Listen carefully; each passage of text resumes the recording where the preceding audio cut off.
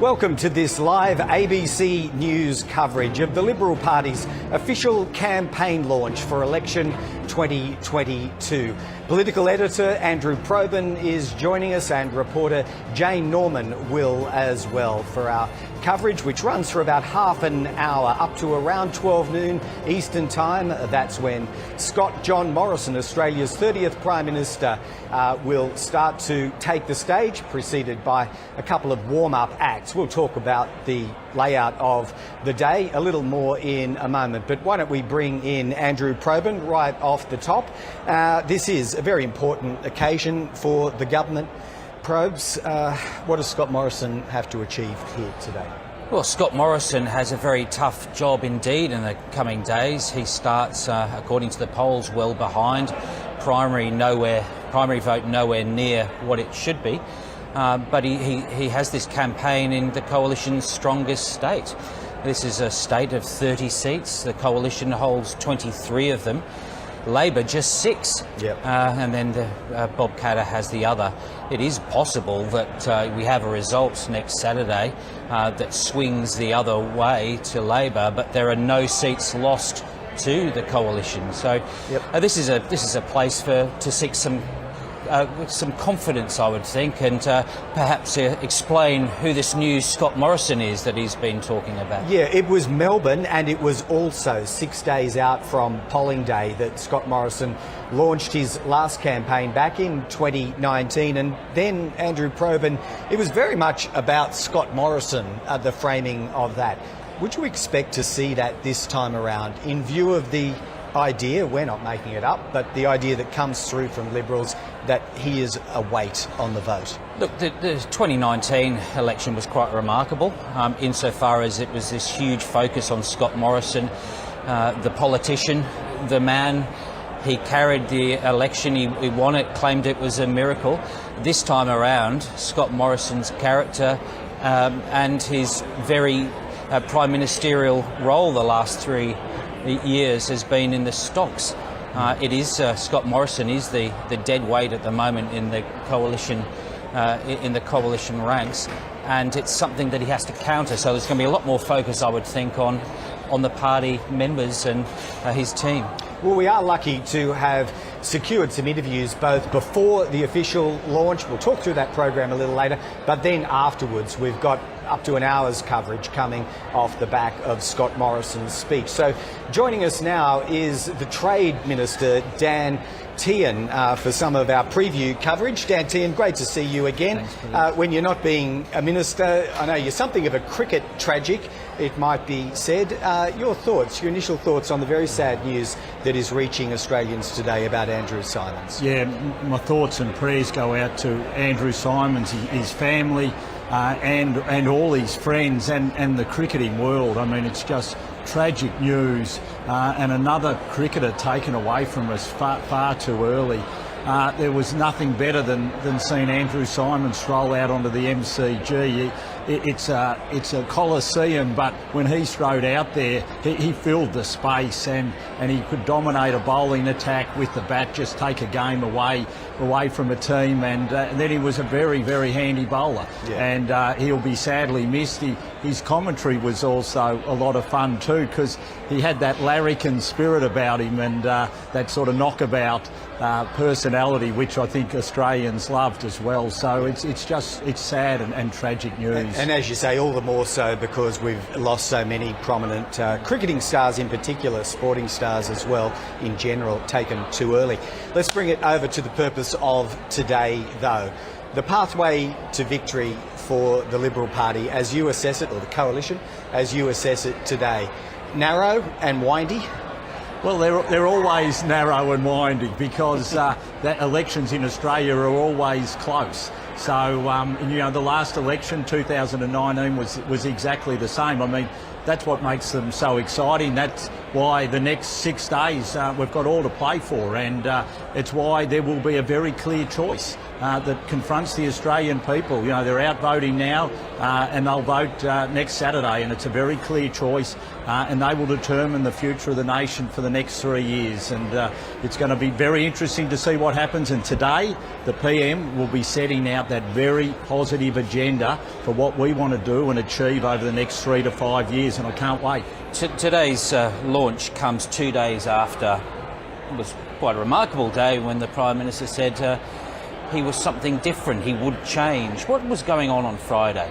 Well, I don't think there was anything going on Friday. I think what the PM was saying is... It was a symptom of something, wasn't it? Well, I think what the PM was saying is we've come through a pandemic, and a pandemic requires a certain type and style of leadership, but now we're that coming out of it. Or will offer? No, that like he offered incredible leadership throughout the pandemic. I mean, Australia's record of how we've been able to deal with it and come through it is second to none. But now we're going through a different stage. This is basically rebuilding after the pandemic, making sure we keep the momentum going that we've been able to achieve as we've come out of the pandemic, and that's going to require different style of leadership to when you're in a global pandemic, the life of which you haven't. What style exactly? I'm curious because I'm trying to imagine the economic challenges are all still there. Yes, yep. I would have thought if you had a bulldozer, that is a determined person crashing through barriers. Don't you actually want more of that? Why would you be signalling you might be something different? Well, I think what the PM was saying, you know, in many ways, a lot of us felt like we were carrying the weight of the pandemic on our shoulders in steering Australia through it. And the PM, more than any, I think, felt that responsibility. And it might have been at times that, you know, the empathy didn't come through, that it might have been at times he didn't seem as consultative as he possibly needed to.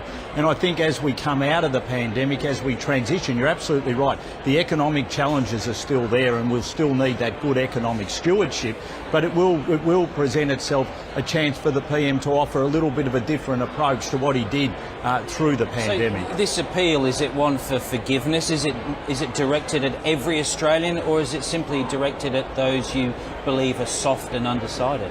No, I think it's just stating the bleeding obvious that when you're faced with a pandemic, the style of leadership that you're going to have to use, I mean, it's incredibly challenging. There was a lot of fear in the Australian community as we went into that pandemic. They wanted to see a strong leader who was there with them and prepared to make sure we got through it. But as you come out of the pandemic, you can go back much more to a natural leadership, that one where you're more consultative, more empathetic, and I think that's what we're going to see from the PM. And all right, why don't we take you to some issues more directly in your portfolio and would be, we presume, if re-elected. Migration. Australia's crying out for workers. Why stick with the cap currently set? Why not dial it up a little bit faster from here? Well, if you look at backpackers, working holidaymaker visas, that's what we've done. We've lifted the cap by 30% to try and address those skill shortages that we are seeing, especially in regional and rural areas. We're seeing in hospitality. So we are doing that. We've also started processing our skilled visas a lot quicker, so we've now got extra capacity to bring those skilled migrant visa holders in, and we're also obviously seeing those return of international students at much larger numbers than we had thought we would see. So all those visa holders will come in and help provide that relief to those small businesses. But as Greg asked, you've got a cap of 160,000. The Prime Minister insistent that won't change, but you've got the business community saying you need to increase it because of this skills gap. Why not consider increasing it? Well, we want to make sure that the first thing we do is drive unemployment down below 4%. We have already be below 4%. Well, it's not yet. The figures say it's 4%. 3.95, in fact. Well, 3.95 at some stage. But what we have is a unique opportunity to get every Australian who possibly can into work. So we want to grab. That's what Philip Lowe said, and look at inflation. Well, what we want to do is give every Australian that opportunity to be able to get that job, and that's what we're looking to do. And obviously we've set the migration cap so we can achieve that, but we're also looking at those specific skill visas that will help with some of those shortages and bringing them in. Like I said, 30% increase in the backpacker cap so that we can get those backpackers back, because we know they're especially important when it comes to hospitality and agricultural workers. Yeah, what you haven't brought in yet is a single human being under what is officially called the ag visa. It's still very much deep in the weeds on negotiation. Do you want to set yourself some benchmarks for getting governments across the line with you? You've only got one in Vietnam so far.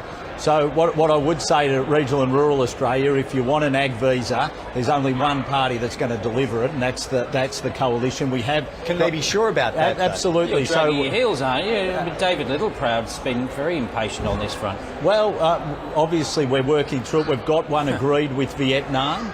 There's the potential for more in the offing, but the only way that you'll get these and get them implemented is by getting a coalition government, because the Labor Party are not committed to an agriculture visa, which I think will come as a great disappointment to those in regional and rural Australia. Got to wrap it up very quickly. Why don't I just take you back to your own home state of Victoria? Why are we seeing Scott Morrison bobbing up in really strongly red electorates in recent weeks? McEwen, Mitchell, what's going on? Well, in McEwen, obviously there was a big impact there from the lockdowns, from the pandemic.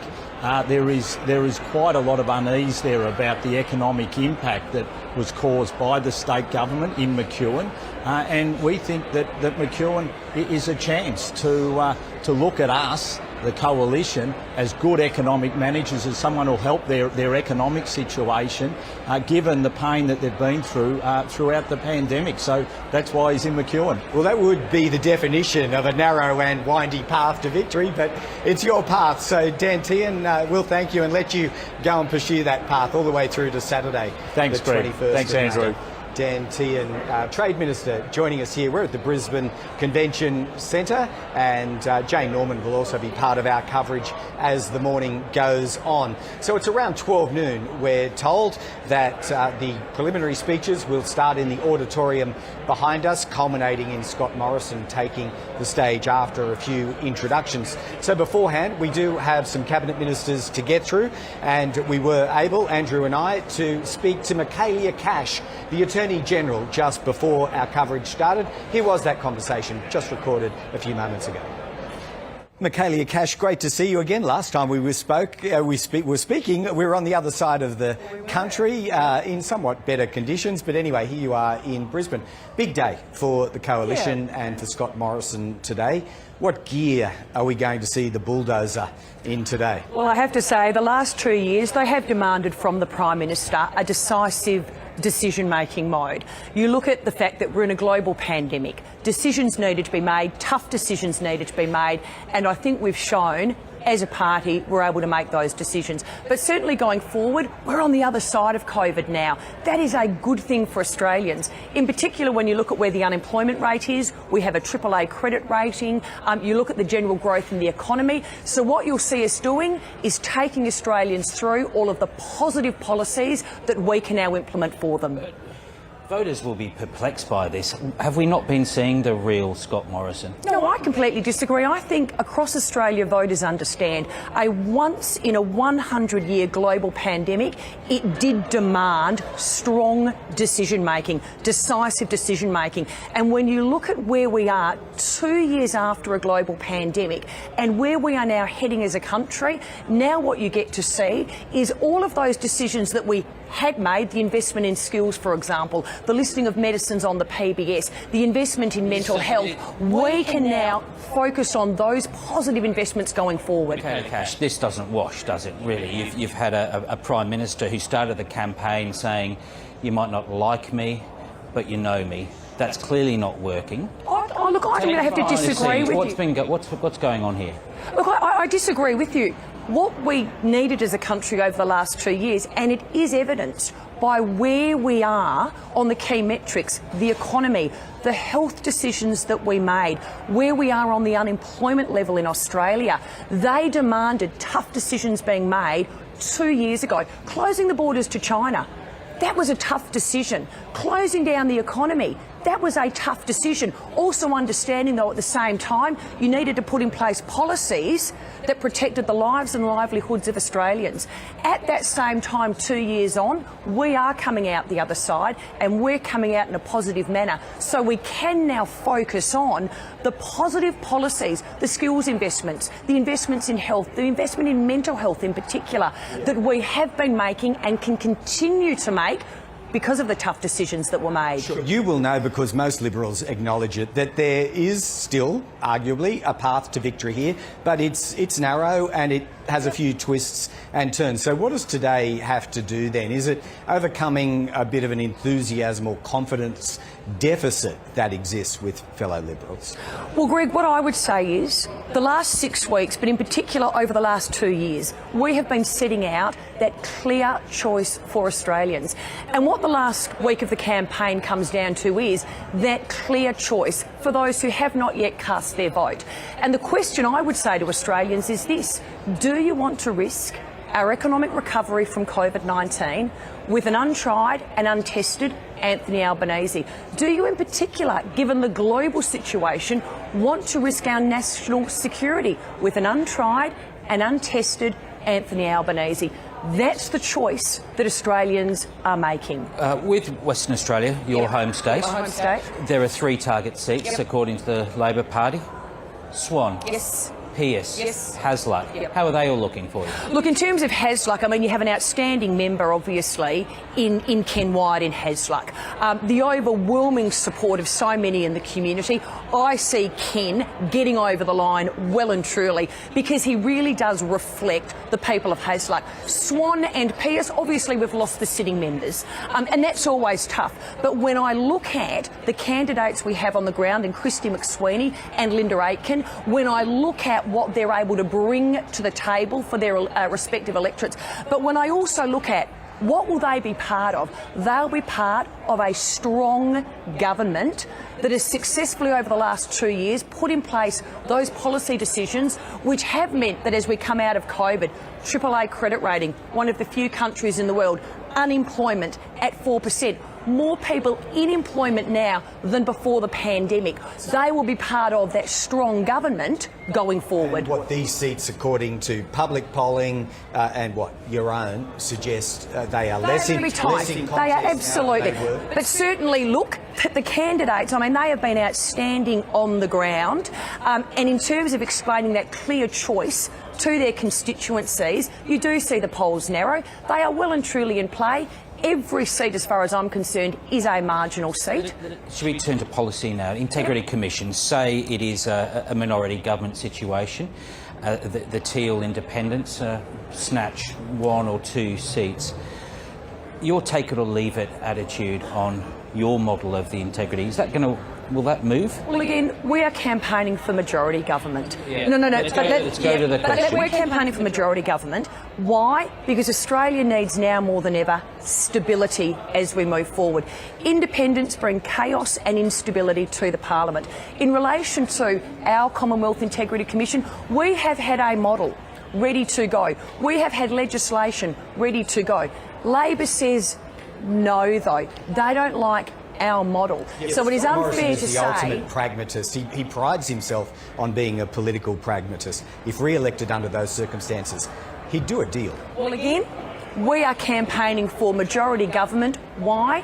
Because what Australians need now more than anything is a government that is able to make its own decisions. Not talking to independents, not that, you know, in the strategic decision-making of a government compromised because every day you've got to go out and negotiate with an independent. They bring chaos and instability. We need now more than ever stability in government. Lastly, Labor, should it win, is promising an investigation into the 2004 bugging of the East Timorese government and the decision to prosecute Bernard Collaery and Witness K.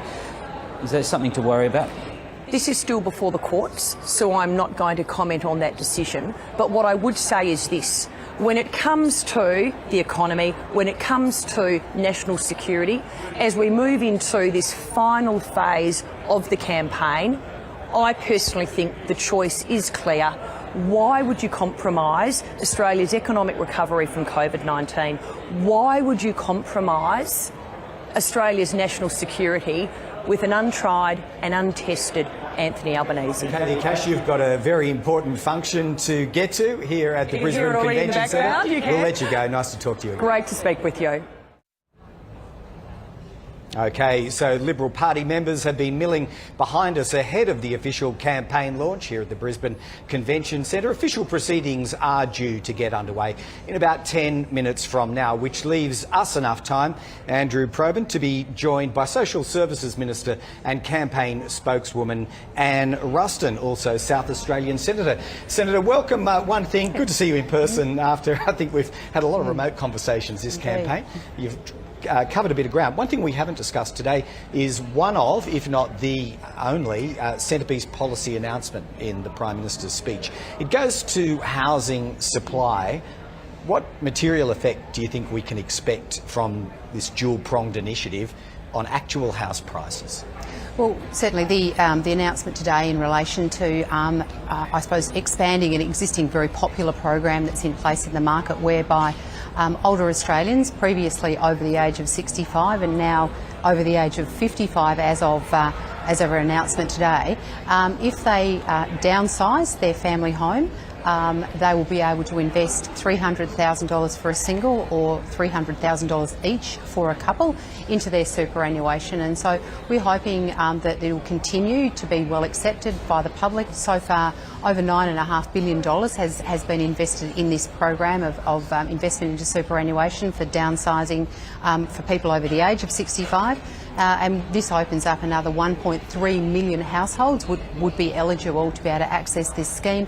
And at the same time, we've also said that if you do sell your property, we will allow you 2 years before any proceeds of that property actually impact on your assets test. So it gives people a bit longer to decide what they want to do with their downsizing, where they may wish to go and purchase a new property or what they intend to do in their retirement. Sure, they're big numbers, those dollar figures you've just rattled off there, and yet that $9 billion worth of sales and transactions, you'd have to think hasn't suppressed the market prices at all in real estate, has it? Well, the $9.5 billion or thereabouts that I was referring to is the amount of money that Australians over the age of 65 have invested into their superannuation as a result of this scheme operating for the last few years. So downsizing, typically. Downsizing. But, I mean, collectively there are a number of measures that we do need to continue to work to make sure that we have support our housing market. This is a supply side measure, which is a very important measure because obviously we want more houses onto the market, and in this case they're likely to be larger houses that families are likely to want to buy. But, you know, we have seen improvement. I mean, 300,000 Australians into their homes in the last 3 years. Last year, 160,000 people into their first home. But we need to keep working on many different levers in the housing market to make sure that we continue to put that downward pressure on, because we do know housing prices have been a significant impact. On Friday and on Saturday, we've seen somewhat of a reinvention of Scott Morrison, the way he's presenting an opportunity for change in the way he behaves. On the social media, he's also been a lot more female-friendly with a focus on childcare and other female-friendly policies. What's going on here?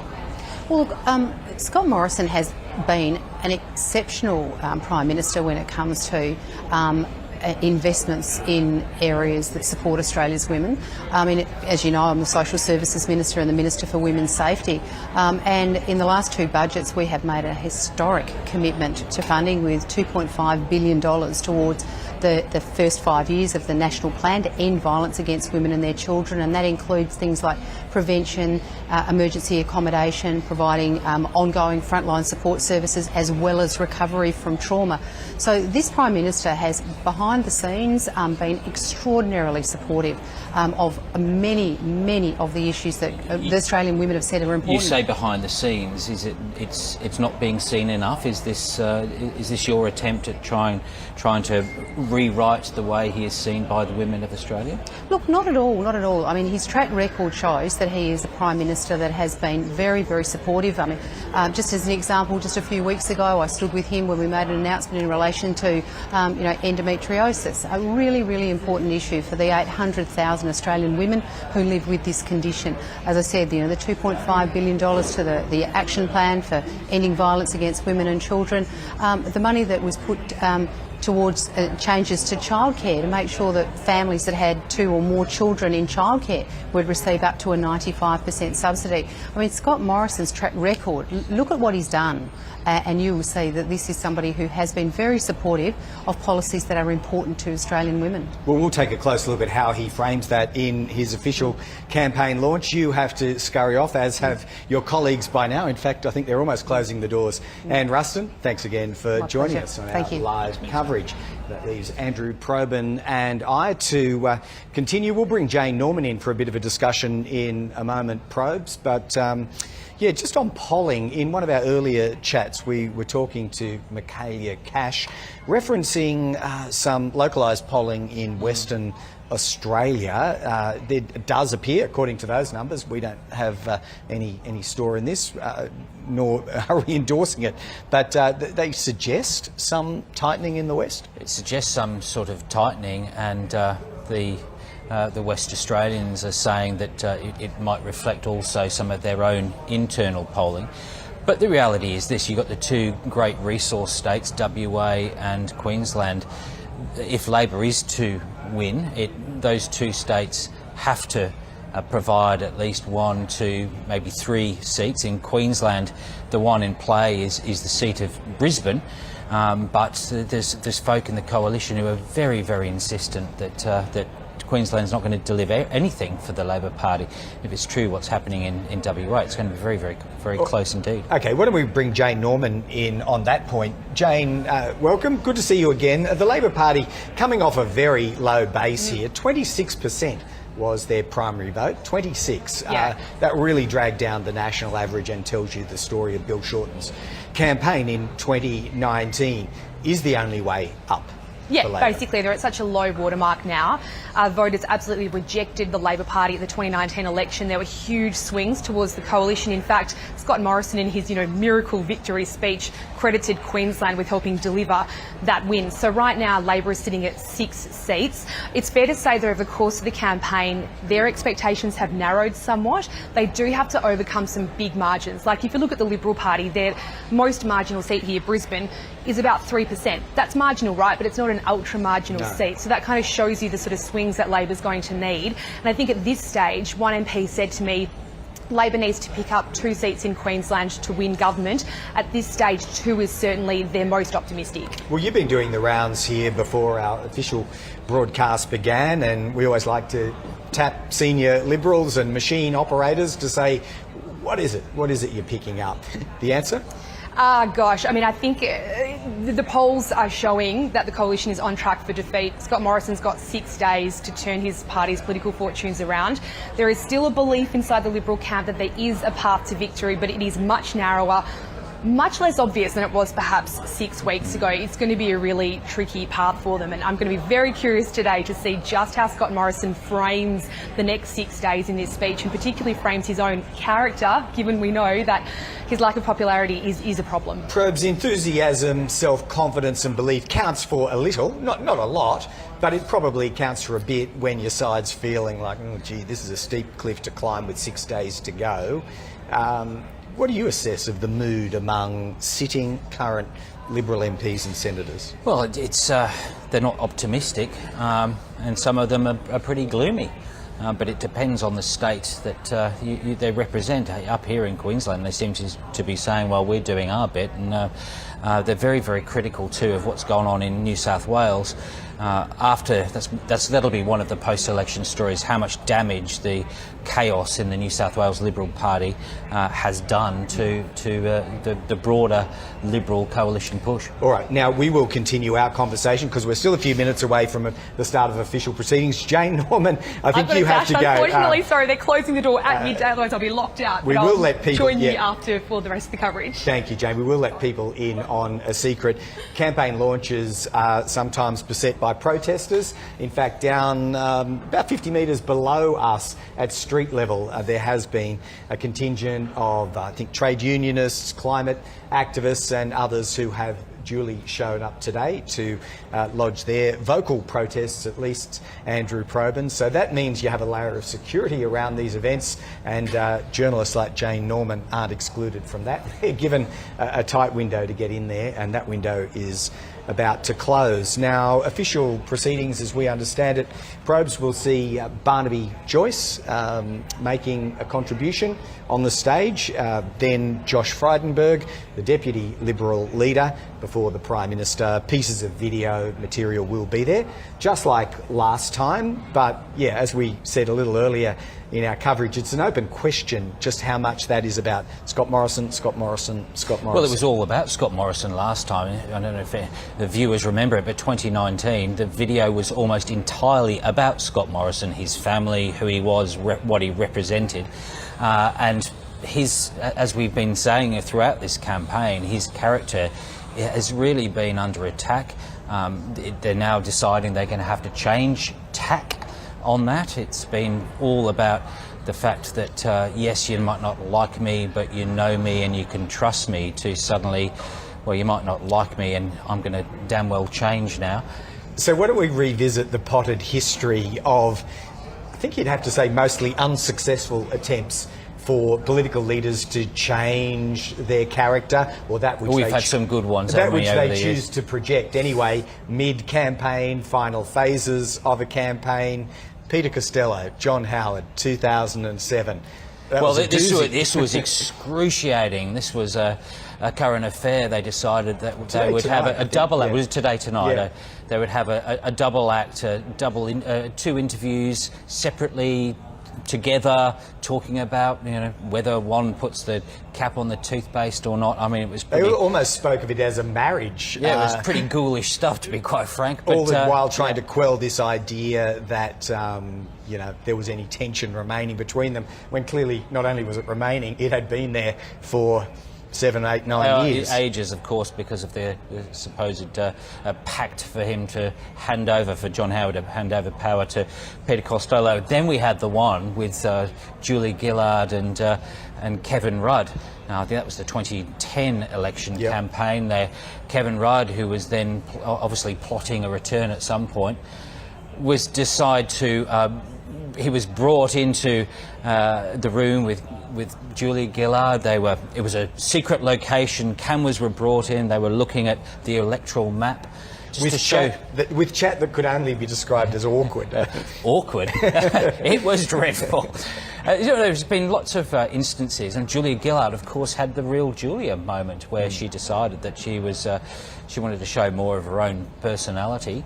I think that was also the 2010 election as well. So there's been a few of these resets, and it shows you that politics, as much as it's about policy and policy context, is about projection too, and what people are presented as the reality. It's reactive, and Dan Tehan was telling us here, I jotted the words down, empathy and consultative, a manner of leadership might be what's required if Scott Morrison were to be re-elected and match the circumstances of the times over the next 3 years. Does that wash? What is it an acknowledgement of, first Well, of all? it's an acknowledgement that he's seen as being a bit cold-hearted in part, but he's also, Dan Tehan is echoing what Scott Morrison said himself in a doorstop. He talks about having to show a bit more empathy, to be more consultative, to be more enthusiastic and encouraging. This is quite an admission, 6 days before the election. Yep, well, we are now seeing some live pictures from inside the theaterette. You're at the Brisbane Convention Centre. We won't continue our commentary for too much longer. Let's take you there. This is the official campaign launch for 2022. Live from Brisbane, you're on ABC News. Ladies and gentlemen, welcome to the 2022 Liberal campaign launch here in Queensland. I'd like to begin by acknowledging the Terrible and Yagara peoples, the traditional custodians of the land on which we gather, and pay respect to their elders past, present and emerging. I'd also like to give a special welcome today to Tony Abbott and to John and Jennett Howard.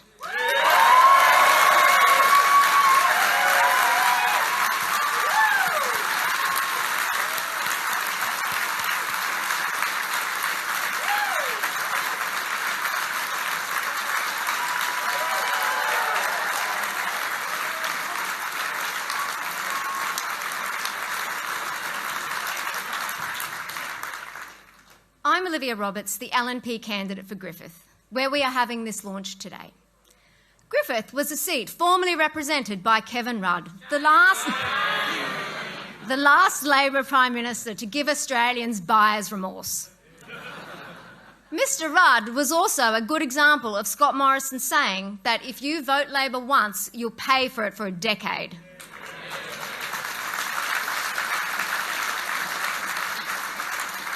It was at the end of the Rudd-Gillard-Rudd government that I joined the LNP, realising that there was one party that truly understood and supported hard-working, enterprising, everyday Australians. People like my parents, who owned a motel in Hughenden in Western Queensland and who taught me the value of hard work and community service. It took years of good economic management from this government to fix Labor's last mess.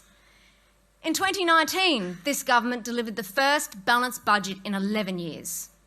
That gave Australia the financial strength needed to fight the biggest global economic shock since the Great Depression. In Griffith alone, 8,800 mostly small businesses were supported by JobKeeper, who in turn support more than 27,100 employees. And in Griffith, 92,400 workers are now paying less tax with our plan for lower taxes. Because of this government's strong economic management, Australia's recovery is now leading the world. However, there is now a risk to our recovery, and in Griffith, I'm fighting it on two fronts. On the one hand, there's the Greens, who want big new taxes, to abolish the private health rebate, and to cut our defence funding by half. At least they're honest and upfront about the damage they do to our country. On the other hand, we have the Labor Party, who want billions of extra spending, but they won't tell you how you'll pay for it. Make no mistake, you will. The only way to secure our recovery is to re-elect the Morrison government.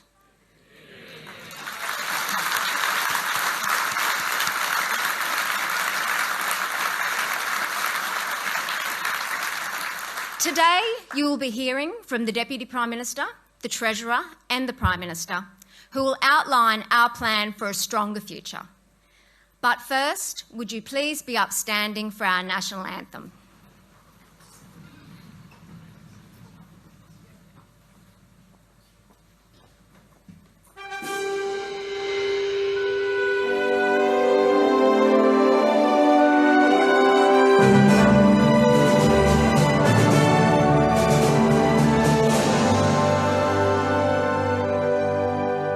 Australians, all let us rejoice, for we are one and free, with golden soil and wealth for toil.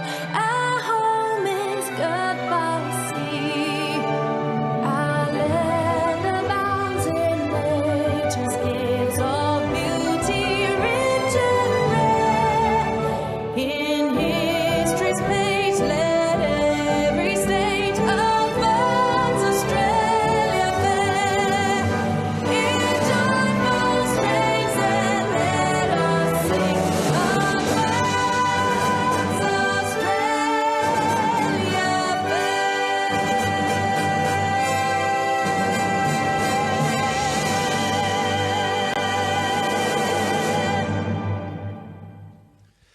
Ladies and gentlemen, please welcome to the stage the Deputy Prime Minister of Australia, Barnaby Joyce.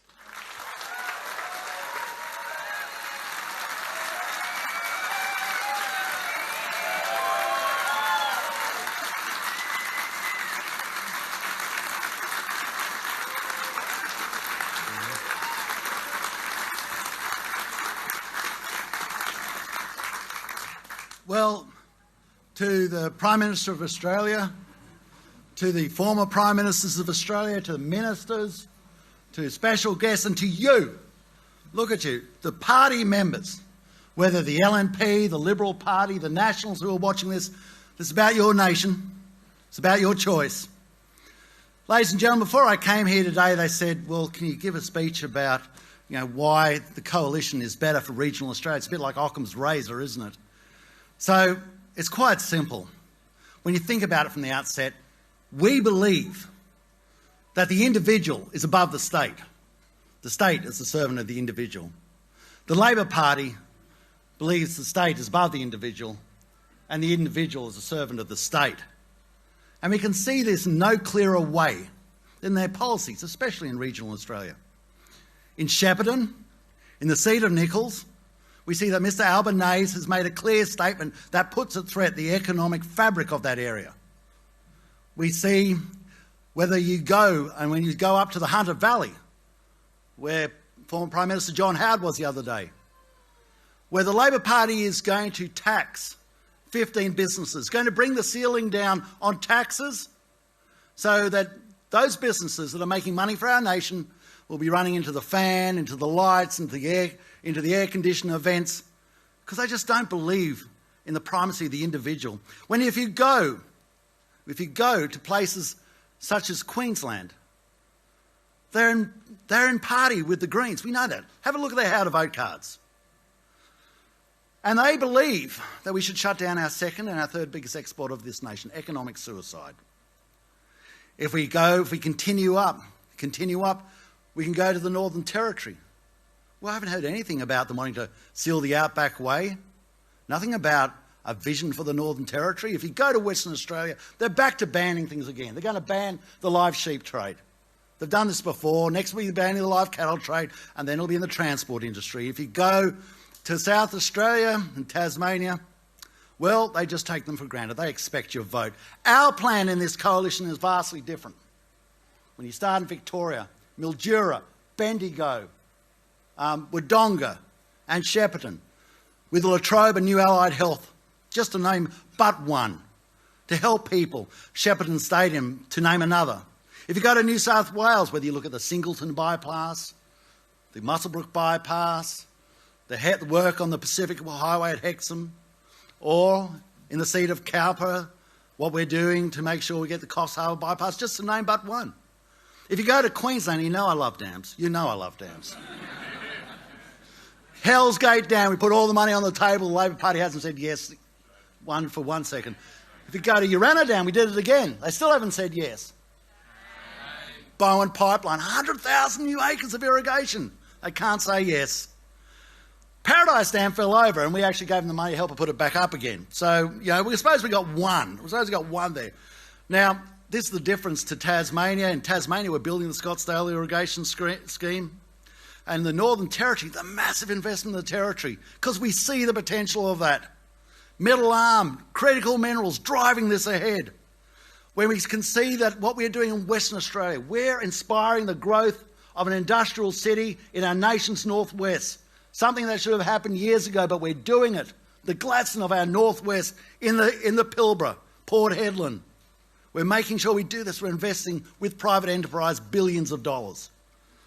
All this is a government serving the individual spirit, understanding that it's the individual, not the state, that provides the wealth and growth of this nation and takes it forward to make you master of your own ship, to make you the boss of your own life.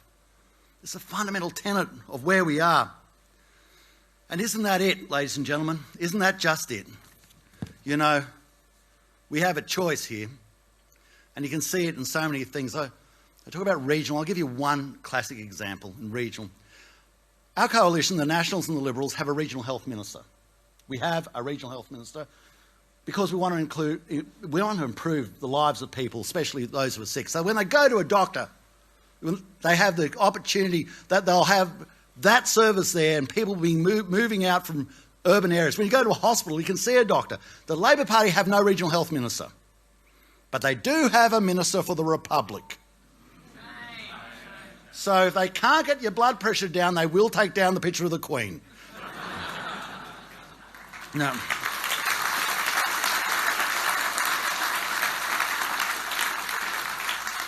So in closing, here's two things. One choice is out there. Raving banshees, yelling and screaming. There's your choice. That's the calling card of the Australian Labor Party, right outside. You can see them as you walk out. No doubt you definitely will.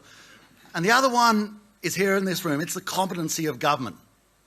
and with all that is before us, self-evident on the news every night, we have a choice, and it's beholden upon us to make sure our children, our grandchildren, have the freedoms and liberties that you took as a birthright. And we must choose a government that is strong enough to deliver them. We must choose a government to make this nation as strong as possible, as quickly as possible. All the best, and God bless.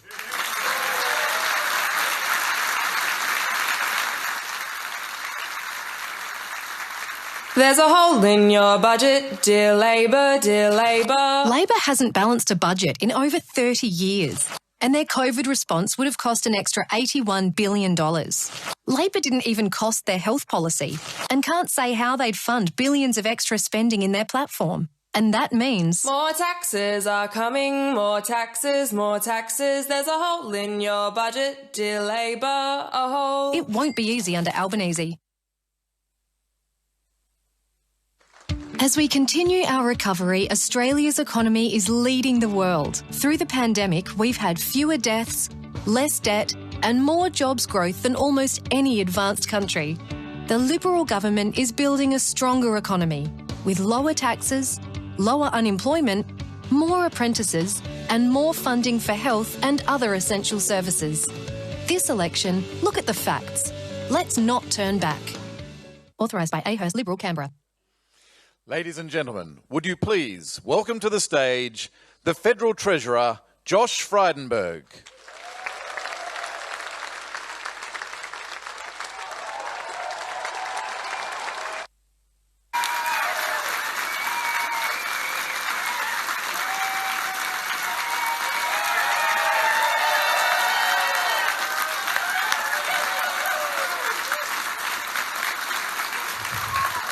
Wow.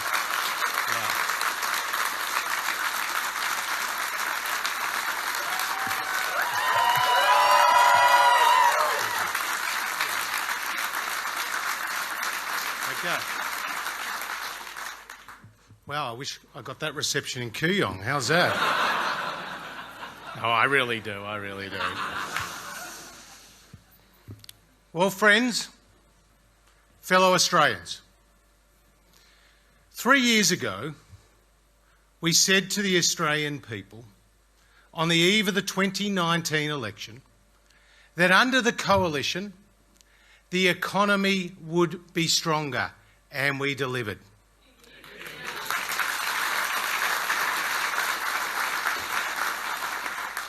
We said that under the coalition, more people would be in work, and we delivered.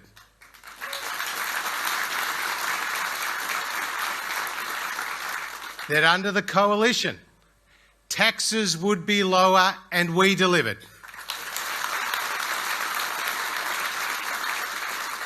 That under the coalition, essential services would be guaranteed, we would list more drugs on the PBS, and we delivered.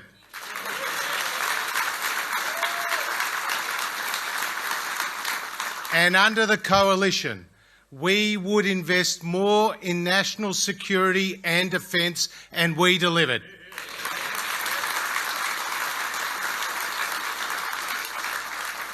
Despite the biggest economic shock since the Great Depression, the first global pandemic in more than a century, we have kept our promises to the Australian people.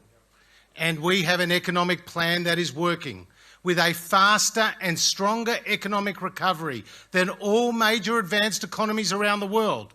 Faster and stronger than the United States, the United Kingdom, France, Germany, Italy, Canada, and Japan. This is not luck. This is a result of an economic plan that is working. 400,000 more Australians in work today than when we came to government. An unemployment rate on path to its lowest in some 50 years. Female unemployment today at its lowest level since 1974.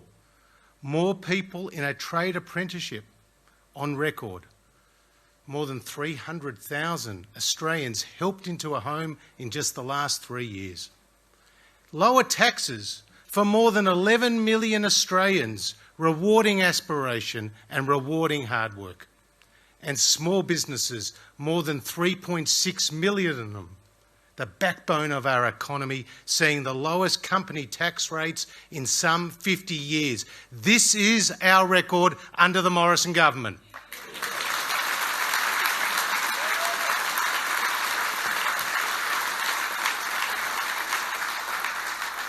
And Australians, whether they are a manufacturer in Melbourne, a hospitality worker in Hobart, or a tradie in Townsville, Scott Morrison and the Coalition have had their back through the pandemic and have their back into the future.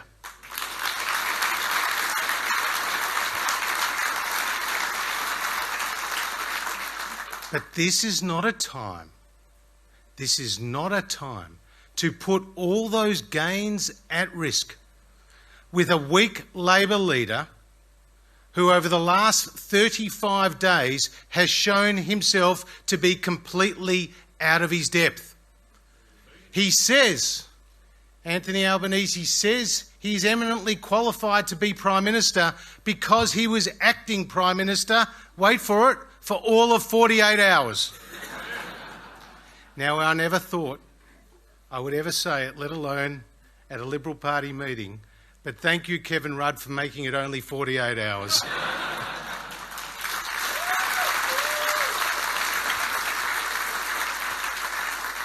In an election about jobs, Anthony Albanese doesn't know the unemployment rate. In an election about cost of living, he doesn't know the cash rate. And in an election about economic management, he has not put forward one policy for independent costing by Treasury or Finance. And he wants to be your Prime Minister. The reality is, the Labor Party have not put forward their policies for costing because we know they cannot manage money. We know that they will always tax more. We know that they will always spend more. They committed more than $80 billion of additional spending during COVID, including $6 billion of taxpayers' money for people to get the jab even though they've already had the jab. $21 billion of additional election commitments in just these last 35 days.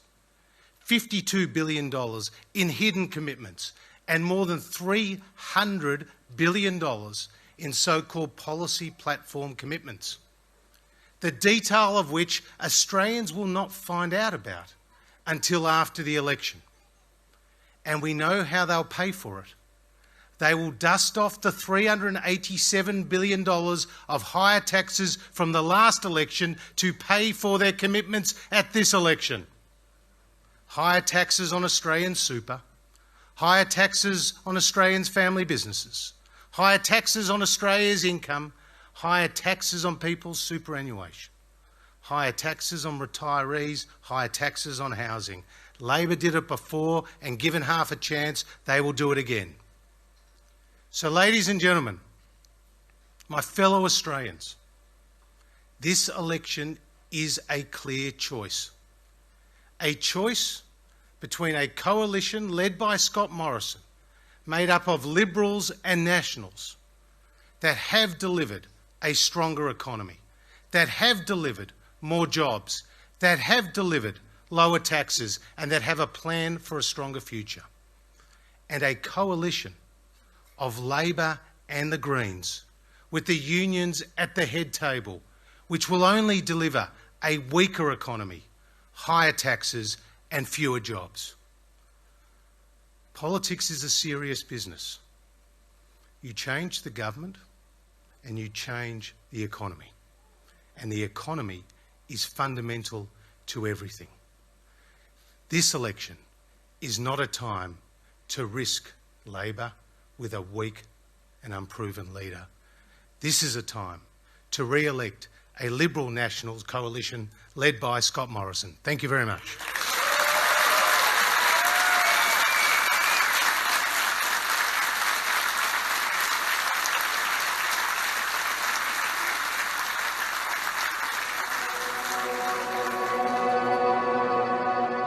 Australian life radically changed again overnight as the Prime Minister announced a new raft of measures in a bid to slow the coronavirus. The Australian economy is expected to take its biggest hit in history when Wednesday's national accounts confirm the nation is officially in a deep recession. Around 600,000 Australians losing their job in the month of April alone. We were warned it was going to be bad, and it was. The worst contraction in Australia's economy on record. Whatever came across his desk, he'd just be, right, what are we going to do about this now? Australia, like the whole world, has been through a time that none of us thought we would face. Bushfires, a plague, floods, and now a war. I mean, one crisis in a term of government is probably expected, but 4 is quite extraordinary. You always have setbacks. You always have imperfect information. The first thing you have to do in those situations is not moan about it, but fix it, and fix it as fast as you can. When the National Security Committee first received the briefings on COVID, it was confronting, I think, for all of us. Advice around tens of thousands of people dying, our hospitals being overwhelmed, the economy going into free fall, a loss of confidence, people losing their businesses and their jobs. There were discussions about how this would look alongside the Great Depression and whether or not we would be dealing with unemployment queues and business failures to rival what occurred. The scale of potential disaster was enormous. I was seeing the local shops just slowly closing up. We need to do the following things, and we need to do them now. We've got a couple of weeks probably, and if we don't get these restrictions in now and have them functional over the next couple of weeks, well, we could be looking at exactly the same thing that we're seeing on our screens in other parts of the world. Making a decision to close a country like Australia. I remember the morning going through the morning briefs of what had been occurring. I was looking at this and I going, we've got to shut the border and we've got to do it now. We've got to do it today. And then I rang every single one of the premiers. I rang Jacinda Ardern as well. To protect our nation, to ensure that we were going to be in a position for the best possible recovery. People looked to government for help and for certainty, and I think that's where Scott really stepped up. You know, he was a leader at a time when nobody really knew what was going to come next.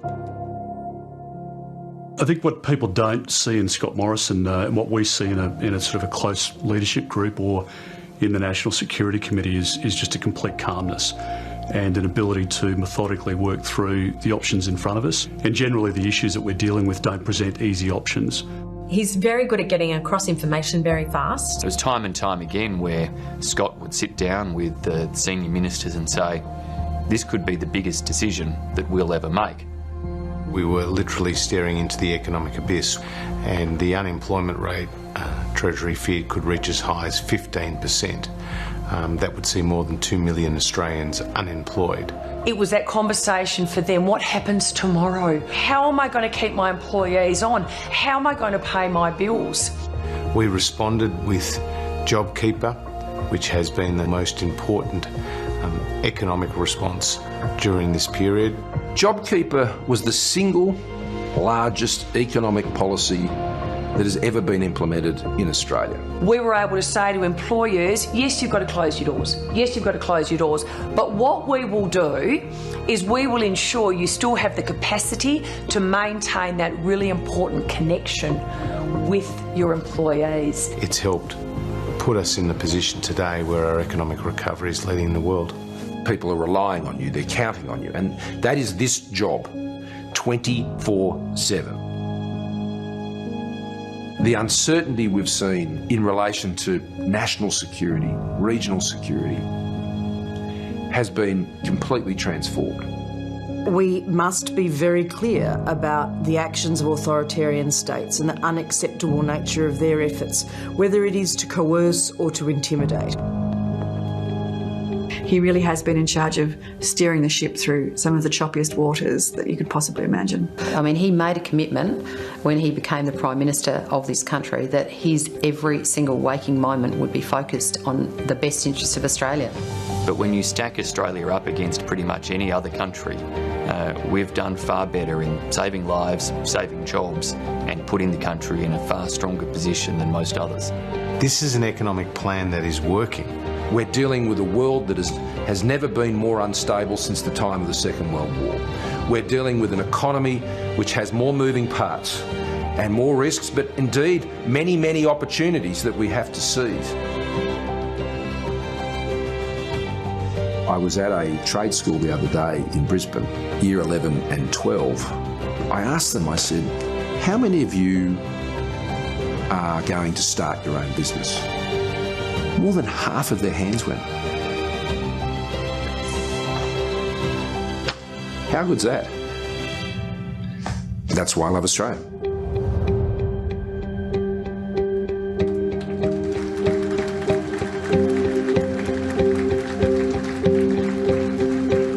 And now, ladies and gentlemen, please give a very warm welcome to the Prime Minister of Australia, Scott Morrison.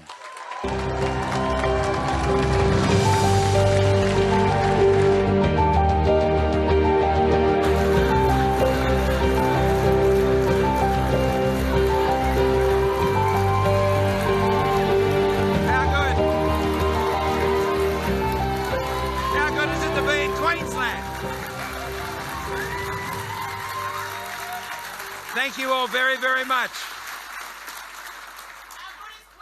How good? How good indeed. Australians all one and free. I acknowledge the Turrbal and Yuggera peoples, the traditional custodians of the land on which we gather today, and I pay my respects to their elders past, present and emerging. I honour all those who have served or are serving in our Australian Defence Forces. And I just thank them. I thank them for their courage, for their service and their love of our country. I also honour those who for the past 2 years in particular have come together to support their fellow Australians in times of great need. Our health workers, our researchers and the scientists, our emergency workers, our community leaders. We love our country. And we gather at a time today of great consequence and decision for our nation. For you, for your family, for our nation. And 3 years ago, we faced a very similar decision. At that time, I spoke to you about the promise of Australia and how I plan to keep it as Prime Minister. A promise that allows Australians quietly going about their lives to realise their simple, honest and decent aspirations, where you're rewarded and respected for your efforts and your contribution. I said, if you have a go, you get a go. An Australia where you are accepted and you are valued regardless of your age, your ethnicity, your religion, your gender, your sexuality, your level of ability, any needs you may have, your wealth, your income.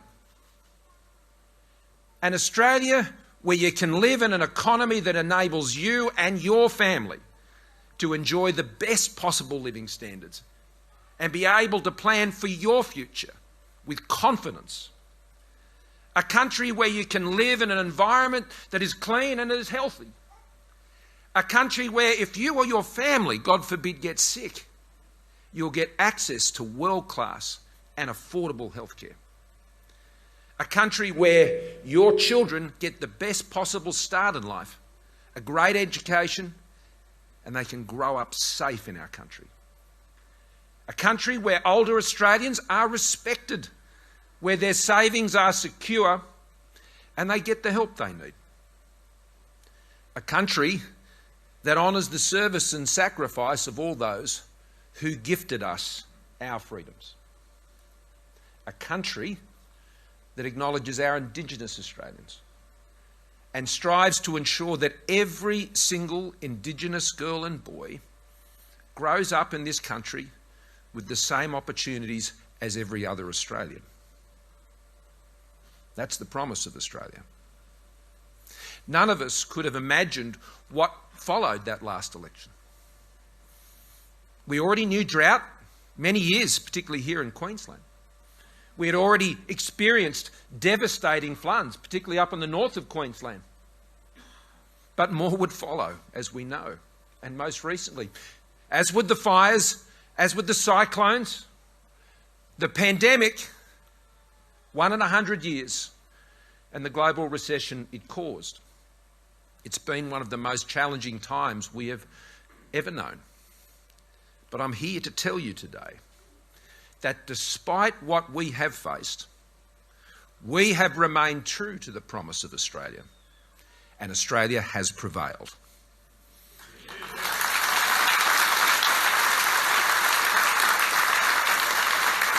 We have kept, as a government, the promise of Australia. And Australians, despite everything thrown at us, Australia has stood tall. Our economic growth higher than all other advanced economies. Our AAA credit rating intact, one of only 9 countries to do that in the world. The biggest budget turnaround, Josh Frydenberg, in over 70 years. More Australians in work than ever before. Unemployment at 4%, the equal lowest level in 50 years, and down from 5.7% when we first came to government. Youth unemployment at 8.3%, down from a peak of more than 16%. On almost every measure, growth, jobs, debt levels, fatality rates, vaccine rates, Australia's recovery is leading the advanced world.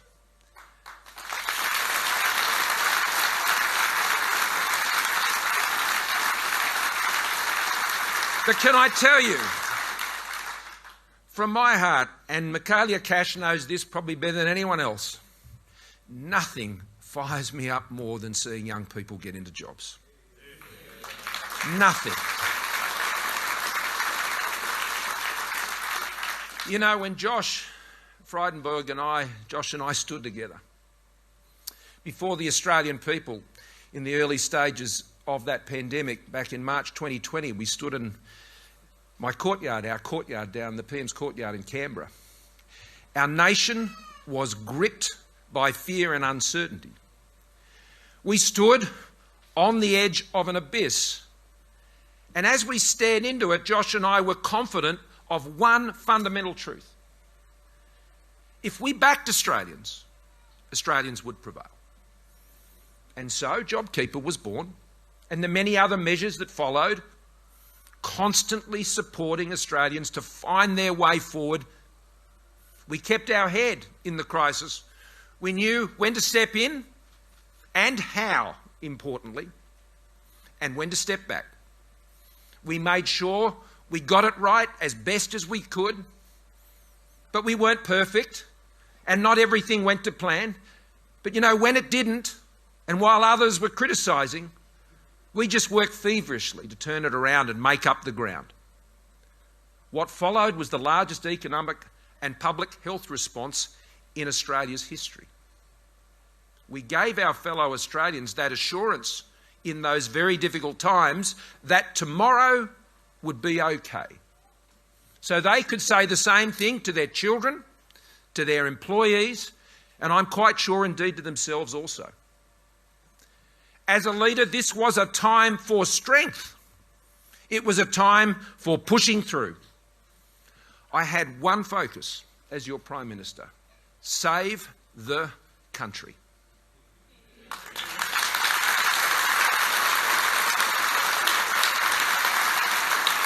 And we did.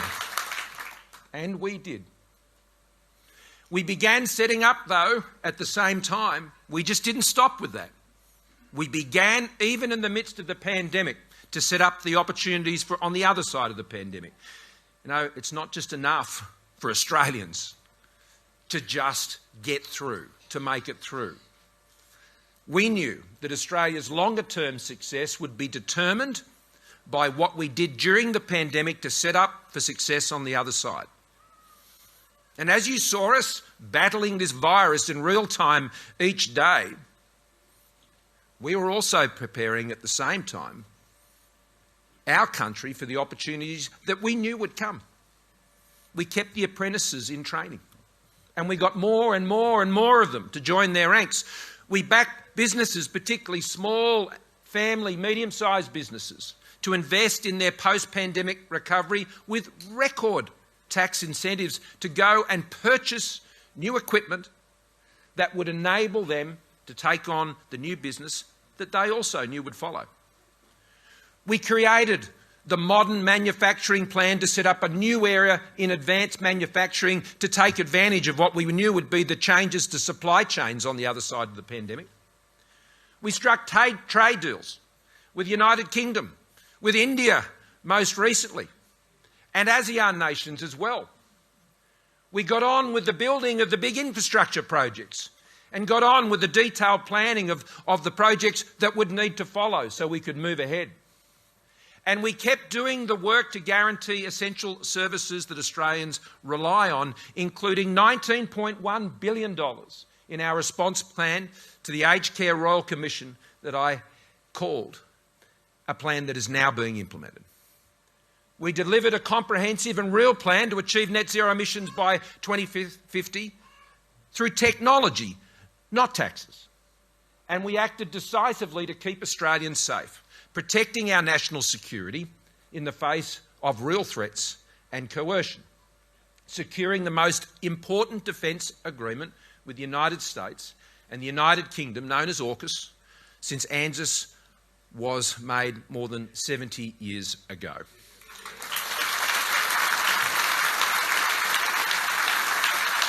Friends,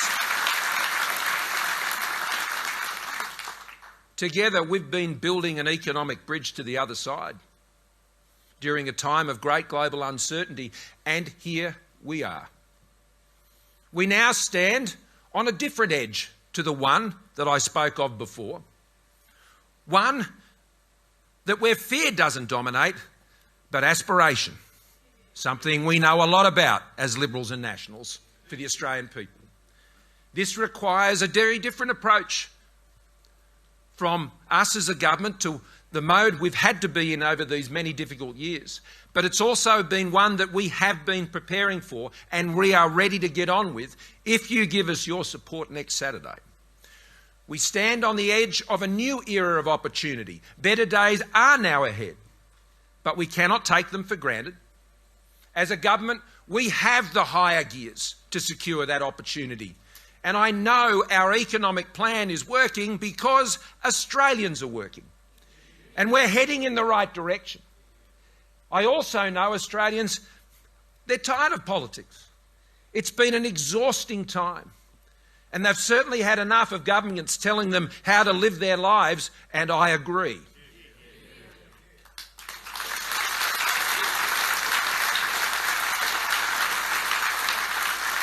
But now we must focus on the choice that you are making at this election, as it will have very real consequences for you and your family. And if re-elected, you will see me as your Prime Minister, our government and our nation hit that extra gear needed to secure our nation's future for those better days, to make things truly better, to step beyond where we are today and put this pandemic behind us.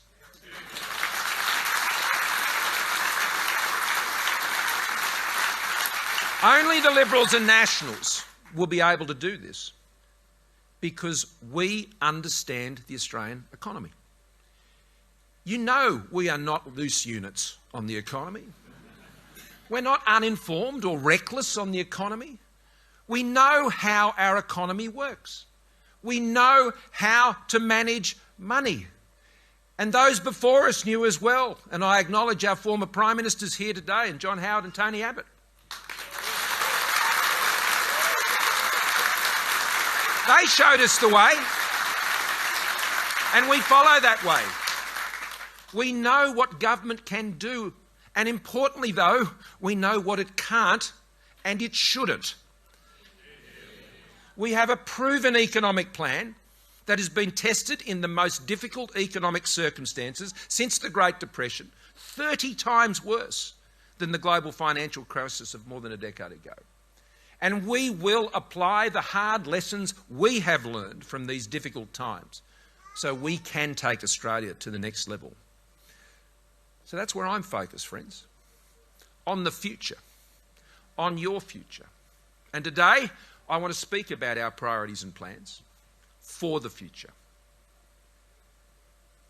As I said at the first day of this election campaign, I said this election is about you.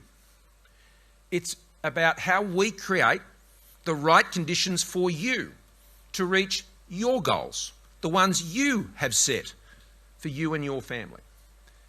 By keeping our economy strong with more jobs, better wages and lower taxes, and putting downward pressure on those rising interest rates and rising costs of living that we all know are driven by those global forces we're facing around the world.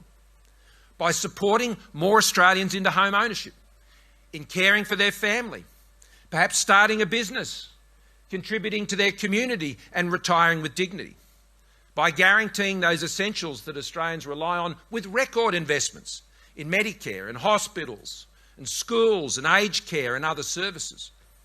By keeping our nation safe, by protecting women from violence and abuse, by keeping Australians safe online, especially our children, by taking on the social media platforms and big tech companies, by building our resilience to the impacts of the natural disasters and investing in stronger defence and keeping our borders secure. We also know that as individuals, we can only reach our full potential with the support and the sense of belonging that comes from others, most powerfully expressed in the family.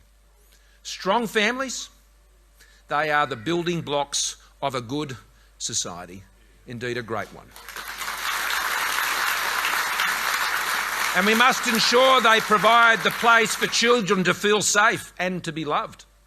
They teach us respect and support for others. Families are the transmission belts for our society's values and our culture and, in turn, community. And we believe in the power of local communities in all their wonderful diversity. And we understand how important faith and culture is to those local communities. You know, Australia is the most successful multicultural, multi-faith immigration nation on earth. We have achieved this because we respect and we value our diversity, yes, but we all know that together as Australians we love this country equally and together with a patriot's love. Throughout this campaign, I've been inspired by that energy and spirit of so many communities right across Australia and well before that. Our mission is not to mould these communities into some government template or to put government at the centre of community life, God forbid, but to empower communities to create their own future in a strong economy. And we have a strong plan to achieve just that. Let me speak about that. We have a plan to create 1.3 million more jobs over the next 5 years, including 450,000 of those jobs in regional Australia. Since 2013, we've created over 1.9 million jobs in Australia, including 1.1 million jobs for women.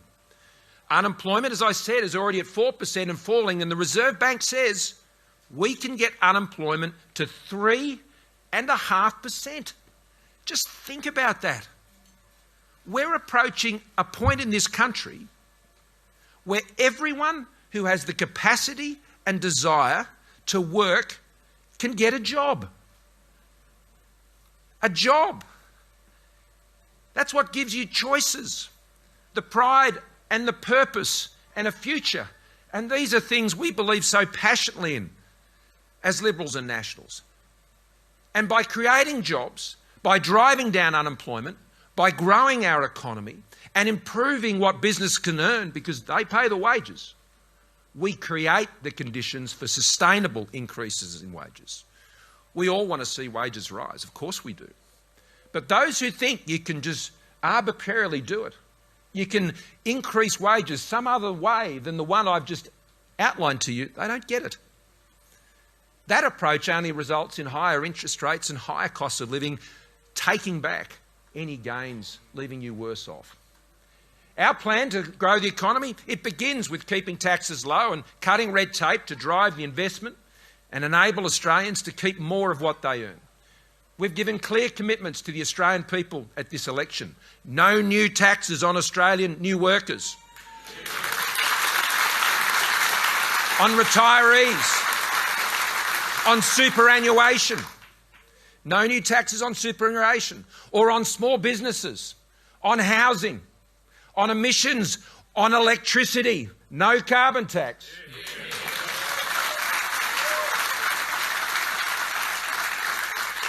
And in a resource state here in Queensland, and to our great Western Australian friends and right around the country, no mining tax.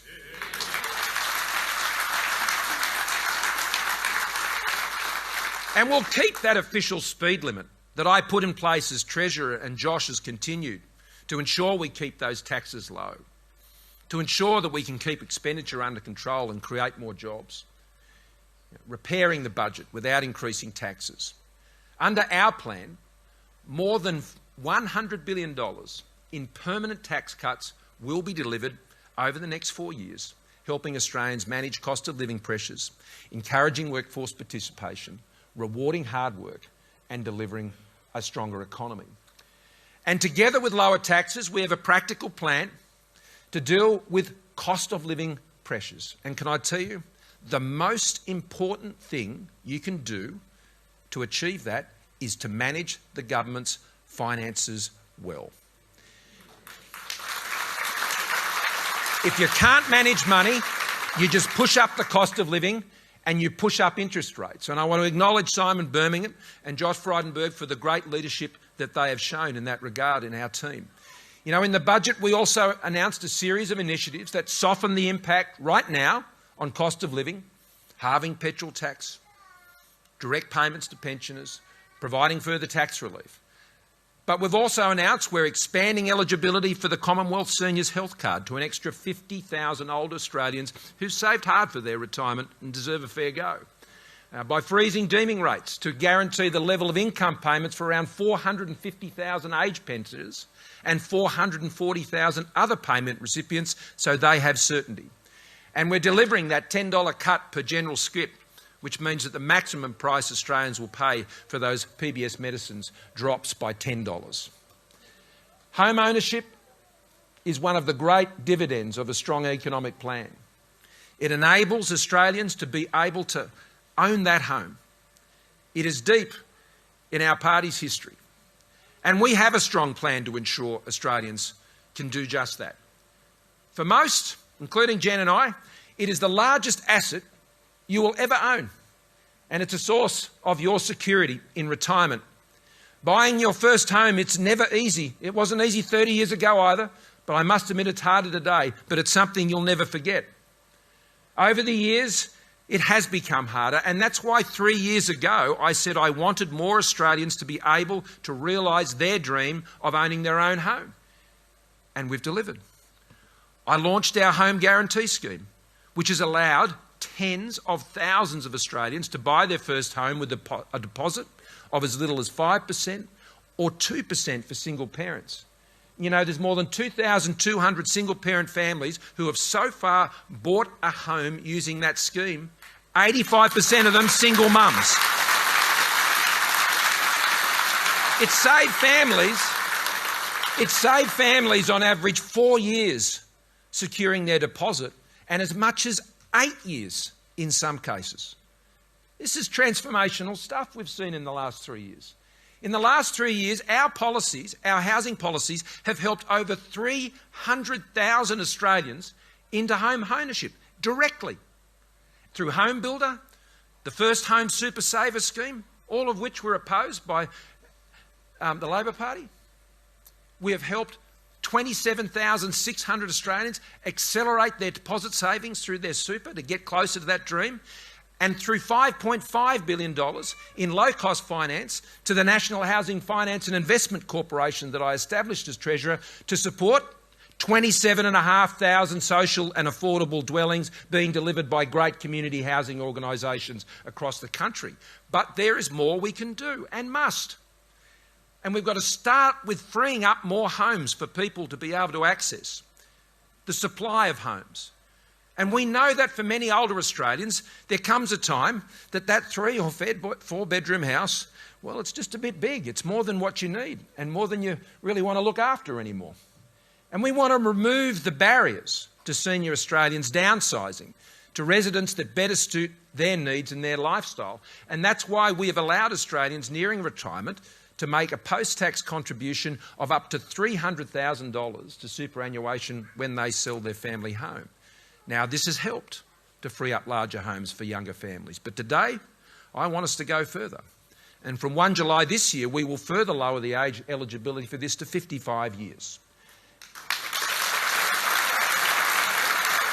Now, this will increase the opportunity for people to downsize and increase the supply of family housing stock in the market. Currently, when an older Australian sells their home, the proceeds of the sale are also exempt from the pension assets test for 1 year. But from 1 January 2023, we will double that. We will double it to 2 years, giving seniors more time to plan and help them look to downsize while maintaining their pension, so they don't have to worry about that. This will align the pensions assets test for people not entering aged care with those who are, with a uniform 2-year exemption from the assets test after downsizing, as well as giving senior Australians greater certainty and more time to adjust to those new circumstances. Now, our opponents have a different vision of home ownership in this country.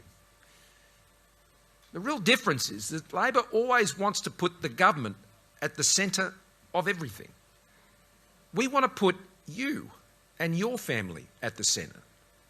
We want Australians to own their own home, not the government.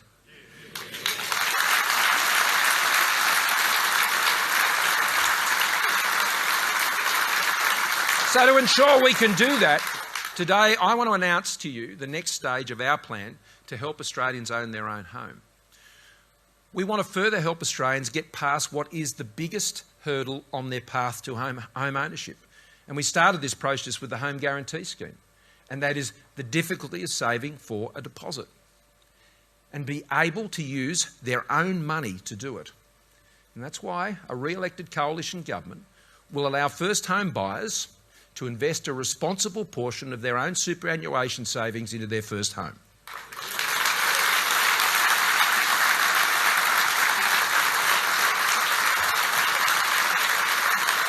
This would apply to both new and existing homes, and whatever amount is invested will be returned to your super when you sell the home, including the share of the capital gain from the sale of that home.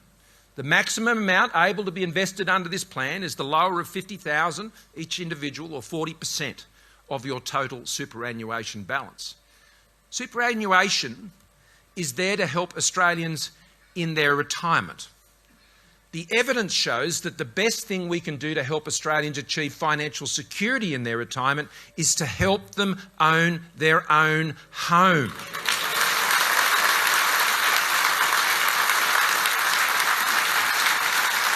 You can already use your super to purchase an investment property, but not your own home. Other countries such as New Zealand and Canada also have policies that allow people to use their retirement savings to help them buy their home. And under a Morrison government, you will be able to do that too.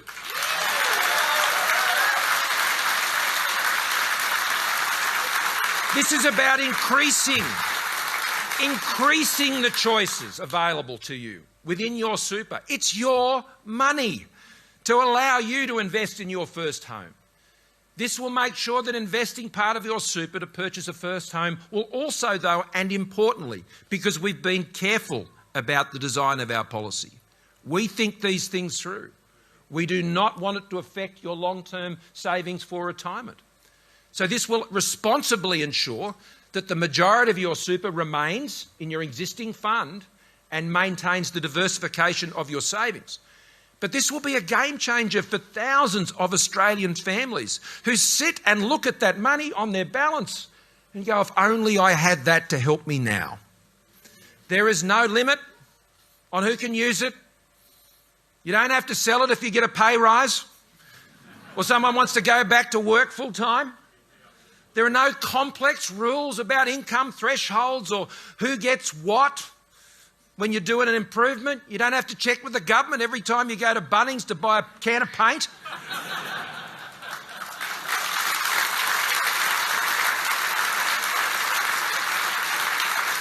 Because it's your home and it's your super. This will make it a bit easier, you know, for Australians to buy their first home sooner, taking years off the need to pay rent and the challenges of saving, because it's tough. And it's going to get you closer to the life you want for you and your family. Only the Coalition has a comprehensive plan to help Australians realise their dream of owning their own home. And there are 300,000 Australians today who can attest to that fact. We have a plan also to back Australia's 3.6 million small businesses and create another 400,000 small and family businesses over the next 5 years. 100,000, by the way, were created just last year. We've cut the small business tax rate from 30% to 25%, the lowest small business tax rate in 50 years. We're offering new tax incentives for small business to invest in skills, in digital technology and improve their energy efficiency to get their costs down. And we've expanded the instant asset write-off through to 2022-2023. Our plan invests in infrastructure and skills development to upskill our workforce and meet the demands of a growing economy. A plan to open the pathways for young people into jobs, with 220,000 apprentices currently in trade training right now, the highest number since records began in 1963. There's an additional $3.7 billion to support 800,000 new training positions. We believe in training Australians. We believe in training Australians. With more low and free places under Job Trainer also. 478,000 places already created in areas of skills needs. We're delivering the big infrastructure projects across the country, as the Deputy Prime Minister knows and leads us, and well done, Barnaby.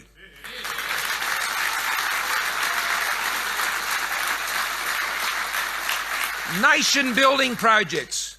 The Melbourne to Brisbane Inland Rail. The Beveridge Interstate Freight Terminal, where I was the other day in Beveridge, opposed by Labor. The Western Sydney International Airport. I didn't talk about it, I started building it.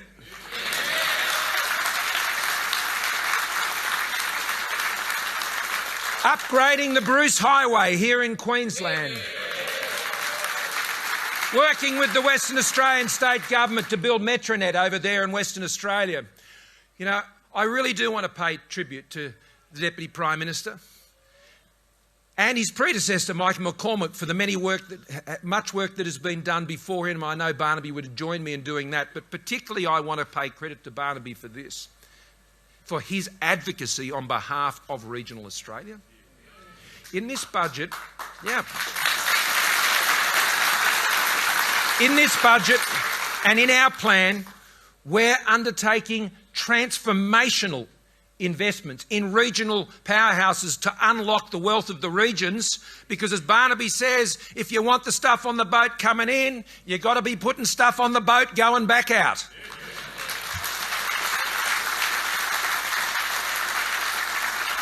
So we're unlocking the Hunter, we're unlocking the Pilbara, we're unlocking the wealth of the Northern Territory and the region known as the Middle Arm. We're unlocking the wealth of Central and North Queensland here in the great state of Queensland. We're investing $7.4 billion in more dams, water projects, alongside our record $120 billion infrastructure pipeline. Affordable, reliable energy with lower emissions is also part of our economic plan. affordable, reliable energy that Australian businesses need to power ahead. And we can do that at the same time as reducing emissions to achieve our net zero target by 2050. We can do it while reducing household electricity bills. They've fallen by 10% electricity bills since I became Prime Minister. Our approach is based in reducing emissions on two core principles. The first one is that it's technology, not taxes. That's what solves this, and not just here, but across our region, across the world. We can't just address it here in Australia, and we want Australia to be part of the economic opportunity that comes with addressing those issues with greater technology in areas such as hydrogen and others, which will be of great economic value to Australia. But secondly, we will not leave regional Australia behind or make them pay for these commitments. We are building major new clean energy investments to provide affordable and reliable energy.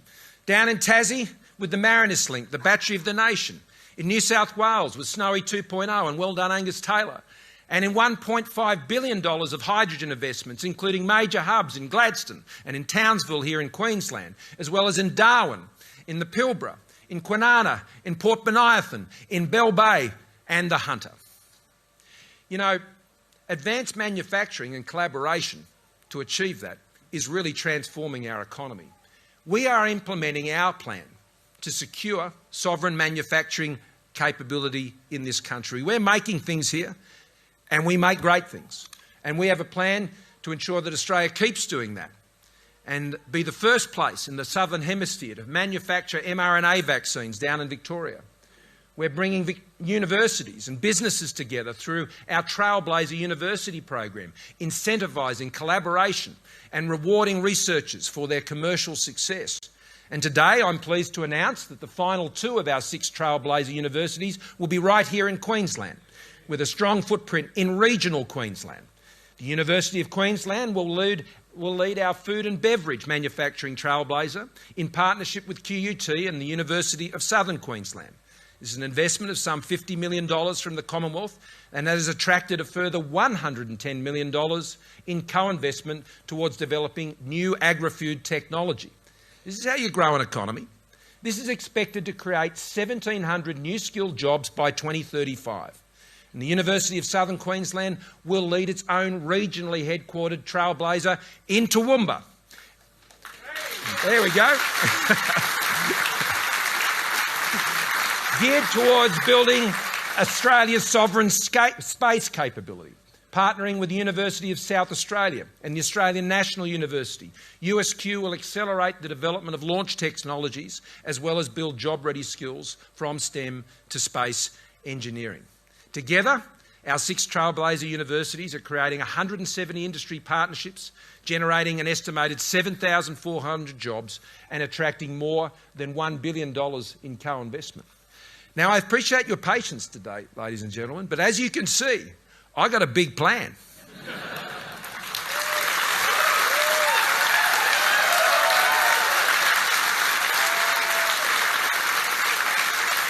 I'm seeking a second term because I'm just warming up.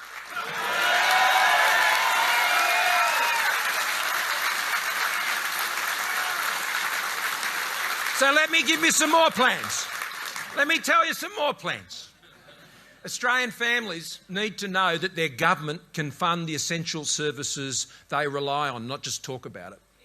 Another reason why strong economic management is so important to our everyday lives. You may think he's the Treasurer, but in a way, he and Simon Birmingham are the Health Minister as well. Because if they don't do their job, then Greg Hunt wouldn't have been able to do the magnificent job that he's been able to do as our amazing Health Minister. We're providing record funding for health, education and aged care. Medicare is guaranteed by a strong economy, as is funding for our hospitals that grow year on year. We're providing a record $3 billion in investment for mental health services as part of our mental health and suicide prevention plan, which has been a personal mission of mine. We have struck agreements, and I want to thank David Coleman, on mental health funding with every state and territory, a joint investment of some almost $8 billion that will help improve the coordination of care for some of our most vulnerable Australians and address the suicide rate in this country. We've approved new or amended listings of some 2,900 medicines on the pharmaceutical benefits scheme since we came to government, including new medicines for prostate cancer, for breast cancer, for cystic fibrosis and for spinal muscular atrophy, just to name a few. Our fiscal management means we can continue to list these new medicines on the PBS and make landmark new investments in health as well, like expanding the eligibility for continuous glucose monitoring services for all Australians with type 1 diabetes. We'll provide significant new investments for all of those who are here today from rural and regional Australia, my wonderful rural and regional team from the Liberals and the Nationals. We make major commitments on rural health workforce, making it more affordable also, I should say, to access IVF services. There's increases for perinatal mental health support through the Gidget Foundation in particular. We're helping women who suffer with that terrible ordeal over their life of endometriosis and provide additional funding for medical research. Now, I'm sure we all know that in our own lives there has been someone, indeed perhaps even yourself, who's been touched by cancer and impacted by cancer. There's approximately 150,000 cancer diagnoses in each year in Australia. And to support these Australians in the last financial year alone, federal government expenditure for cancer treatments, research and screening and support programs was almost $5 billion, was $4.95 billion. Australians can access free screening programs for cervical cancer, for breast cancer, for bowel cancer, and we've made additional investments to support women with ovarian cancer, an absolutely awful and devastating cancer. We have supported access to new treatments in Australia for cancer, including the game-changing CAR T-cell therapy, which was previously unavailable by going overseas. It happens here in Australia under our government. And whilst Australia has some of the leading cancer survival rates in the world, with a 5-year survival rate of 70% for all cancers, we are determined to do more. And that's why today I announce that we will put $375 million on the table to establish a new comprehensive cancer centre right here in Queensland.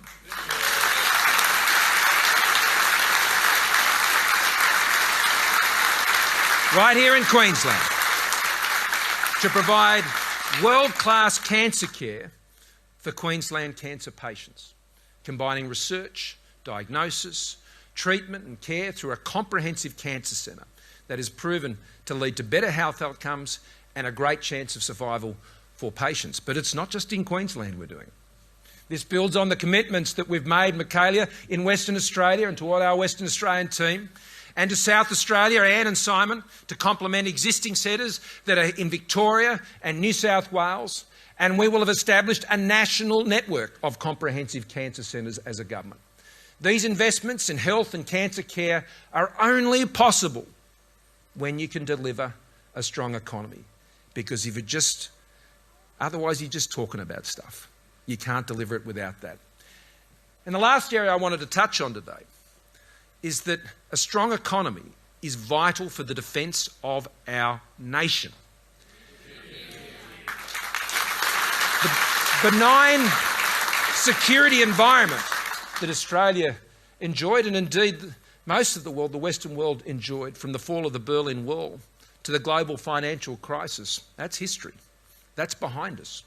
We live in a far more dangerous and disorderly world, and that has been most significantly demonstrated most recently by Russia's barbaric invasion of Ukraine. But here also in the Indo-Pacific, we know we face rapid militarisation as well as increased malign activities in the form of espionage, disinformation, cyber attacks, foreign interference and economic coercion. In this environment, the last thing Australia can afford is weak leadership.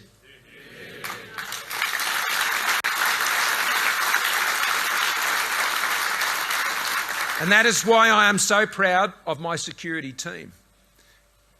I'm very proud of Australia's Foreign Minister, Marise Payne.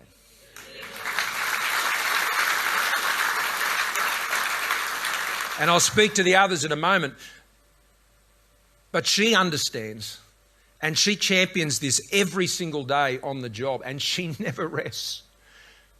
That we want an open, sovereign, Indo-Pacific region free from coercion and hegemony.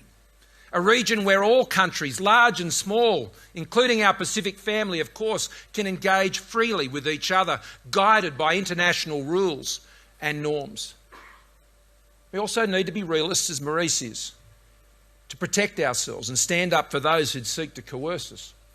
We must continue to harden our defences and build our deterrent capability and defend our values wherever they are challenged. And I can tell you, Peter Dutton understands that.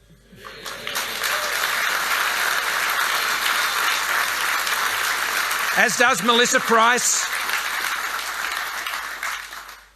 building on the world's most successful border protection regime in the world that stopped the boats once again. John Howard did it last time. Tony and I did it this time. Ended the deaths and closed the detention centres. Building on the laws to counter foreign interference and espionage, our stronger foreign investment laws, our laws to make our critical infrastructure more secure, including from cyber threats. Now, Karen Andrews has been a very strong Home Affairs Minister, and she follows, I like to think, not a bad line of them over the last few years. I'm sure Peter agrees. But she's prepared to do what it takes to enforce our laws and protect our borders. That's her day job. It's also a night job. She does it every day. And so does Peter Dutton, a great Queenslander and a great Defence Minister who is revolutionising our Defence Force with a 10-year defence plan worth more than $270 billion. An investment in state-of-the-art ships, vehicles, aircraft and equipment delivered by Australian workers. We're committed more than $100 billion over the next 2 decades to develop a sovereign Australian guided weapons enterprise. And in the budget, we announced the largest ever investment in Australia's cyber preparedness, which Peter led.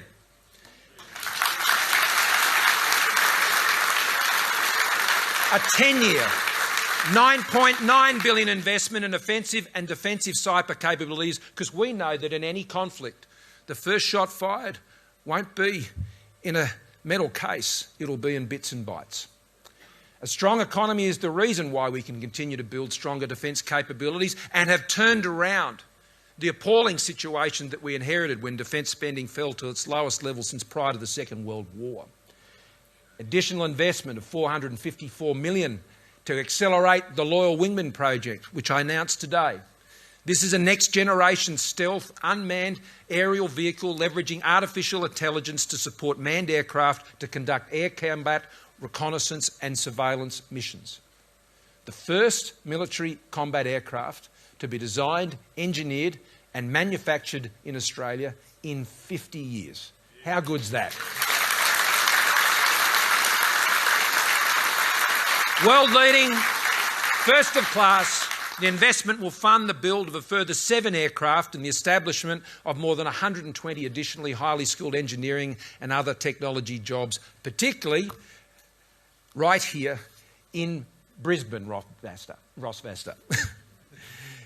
Ladies and gentlemen, I began this campaign by explaining why I love Australia. And we all do. Of course we do. I love Australia and Australians because of our hope. I love their optimism. I love their kind-heartedness to one another when it really, really matters. I deeply admire, as Josh and I know, their resilience as we've gone through this terrible pandemic. I admire their aspiration, the aspiration of Australians who want the best for themselves, their families and their fellow Australians in their own community and across our nation. A lot like those trade students, Luke, that we met at your old school here in Brisbane, who plan to run their own businesses. More than half of them. How good is that? As a Prime Minister, you pour your heart and soul into this job every single day. You do all you can to help Australians achieve their aspirations. You don't get everything right. I've never pretended that I have, but I tell you what, I never leave anything on the field. It's a great privilege to serve in this role. It's the great professional privilege of my life. And I'm seeking a second term to ensure that we can take this to the next level, to those better days. We have worked so hard together, friends, to get to where we've needed to get to. We have worked so hard, and our plan will take us to where we've been working hard to get to. Our team will continue to put it in every single day because we all love our country and we love our fellow Australians. We know that our effort depends on a strong economy, and that's why this election is a choice about who is best placed to manage our $2.1 trillion economy into the future. A choice between a strong economy or a weaker one that only makes your life harder, not better. A choice between a stronger future or a more uncertain one in an already terribly uncertain world. A choice between a government and a Prime Minister that you do know and a Labor opposition that you just don't know. Now is the time to seize the opportunities we have worked so hard for to create that better future for Australia by supporting your local Liberal and National candidates next Saturday to deliver more jobs, to get unemployment below 4% and to get the skilled workforce to go with them, to deliver ongoing tax relief for workers and small businesses, to provide cost of living relief now and manage money well to ensure we keep the pressures down on cost of living into the future, to give more Australians the opportunity to own their home with their own money, to invest in those better roads, the better rail, the water infrastructure and the renewable energy, to guarantee record investments in health and other essential services you rely on, and to keep Australians safe by investing in stronger defence and securing our borders. Together, we're building a strong economy and a stronger future. Let's not turn back now. Thank you, everyone.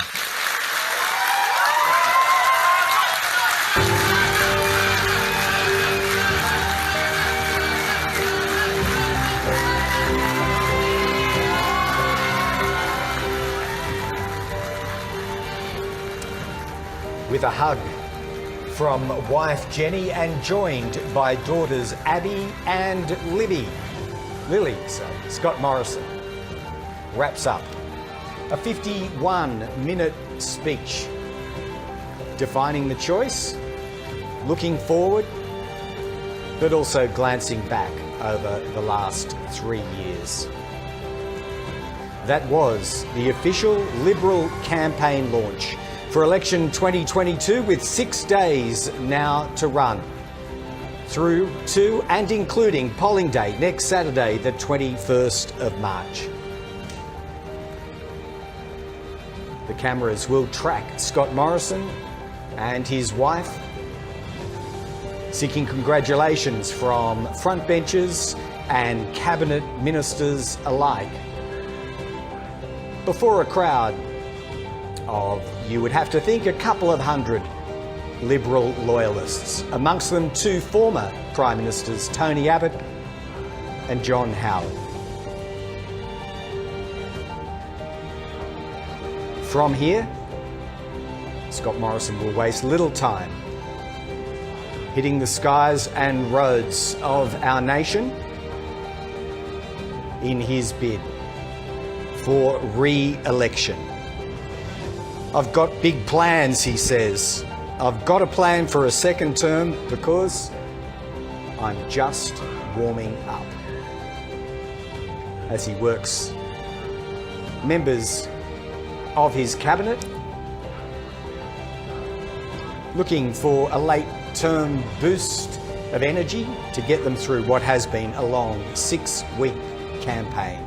All of this coming live from the Brisbane Convention Centre. His deputy, Josh Frydenberg, John and Jennett Howard,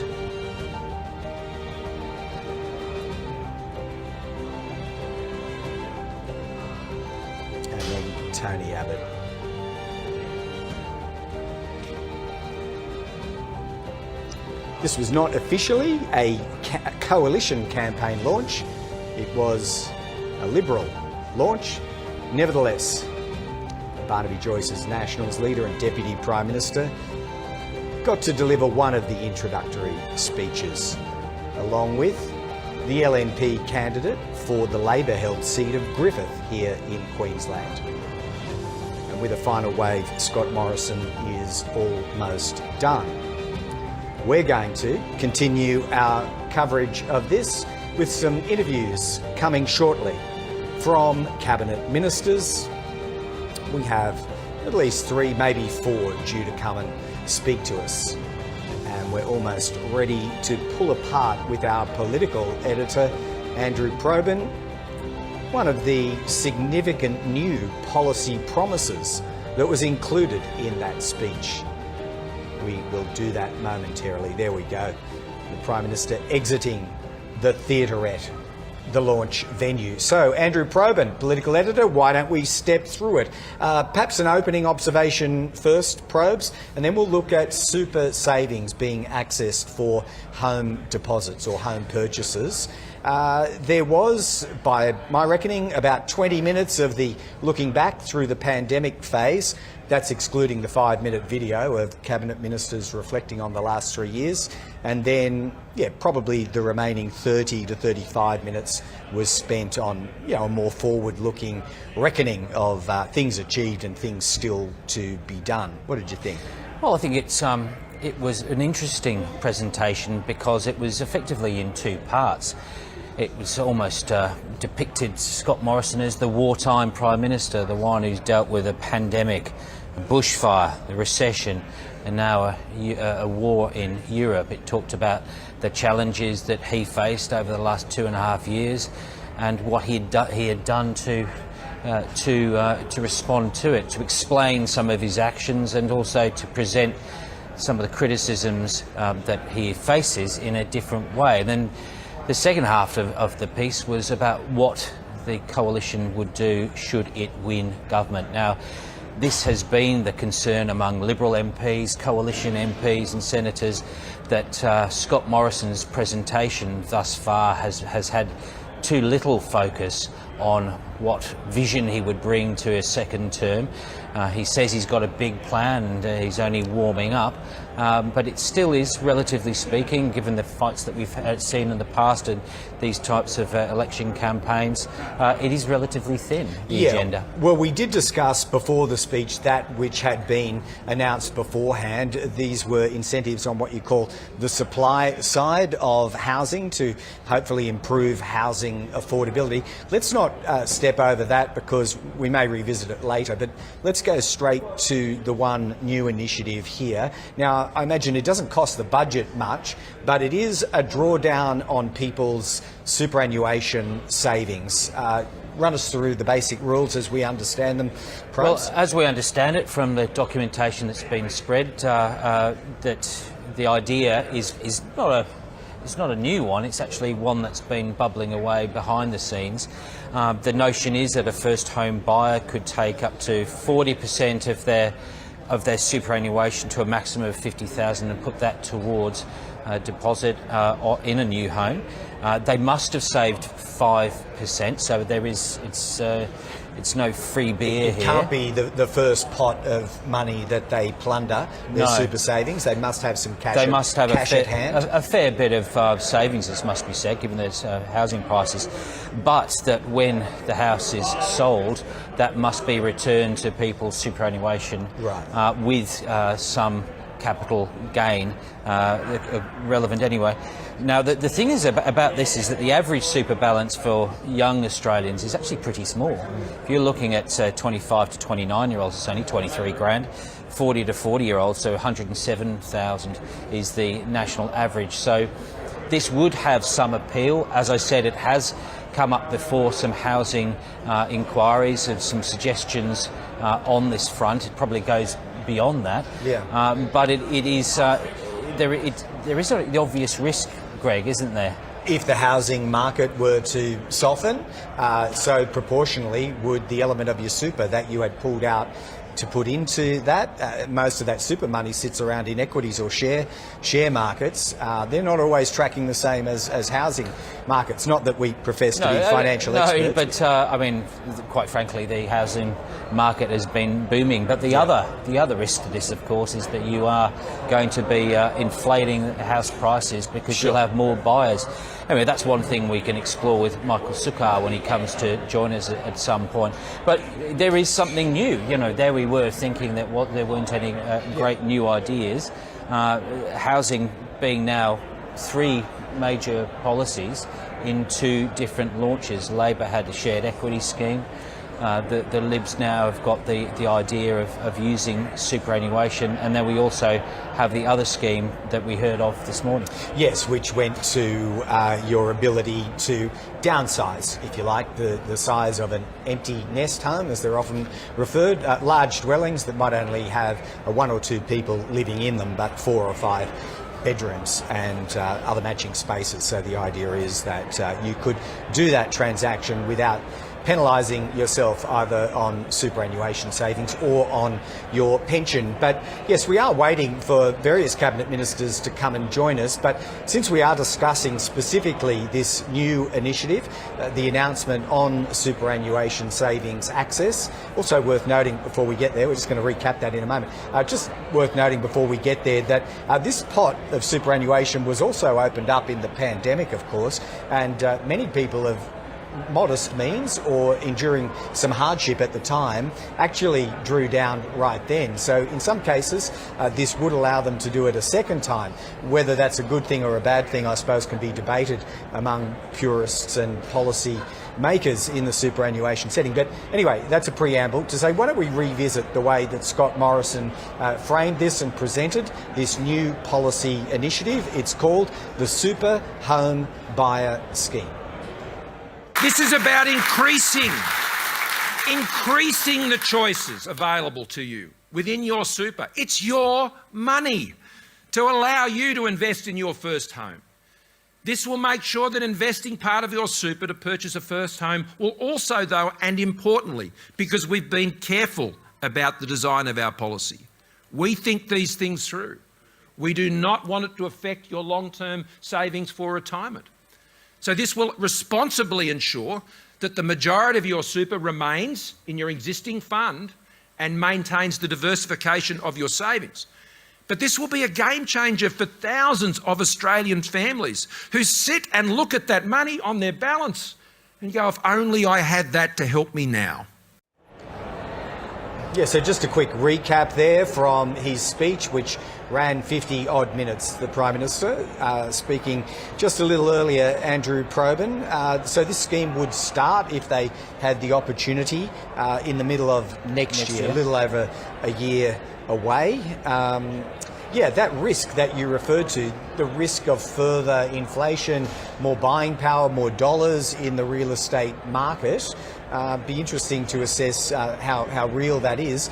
But also just on the politics of it, Labor has been so quick to match up and neutralise so many policy announcements, including the one that was put out earlier this morning by the Coalition. We were just discussing that a moment ago. You don't get the impression, or I don't anticipate anyway, that this would be one Labor would be necessarily rushing to match. No, I think there was some criticism during the pandemic from Labor about the use of superannuation for those who found themselves in some financial strife.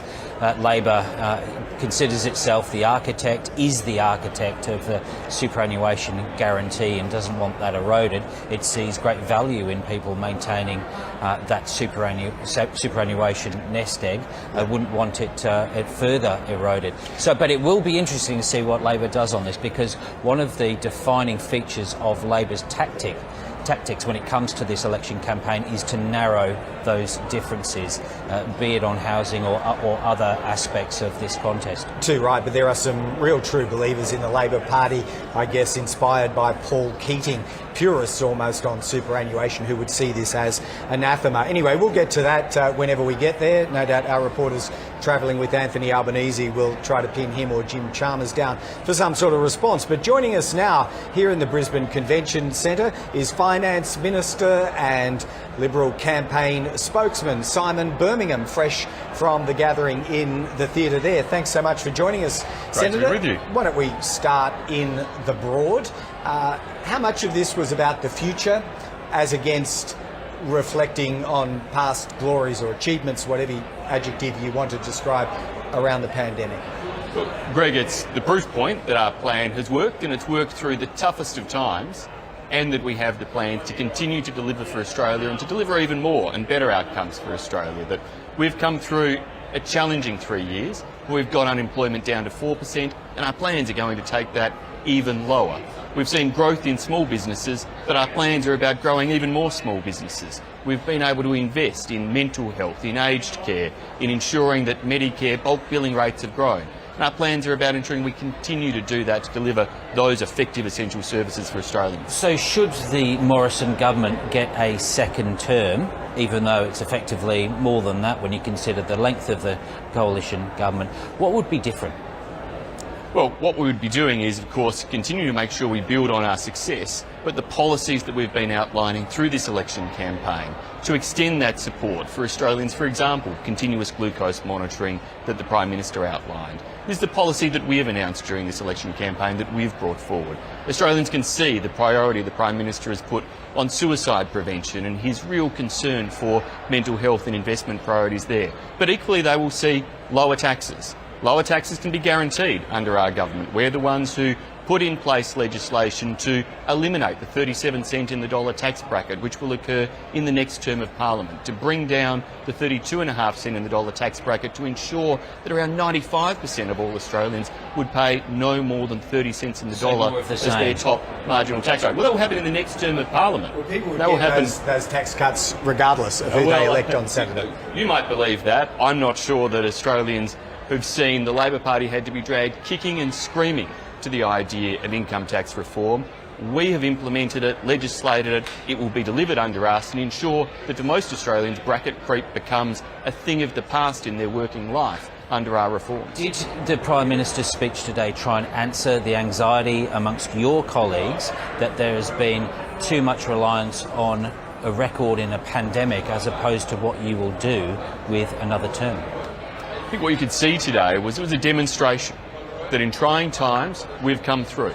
Australia has come through and come through incredibly successfully compared to the rest of the world.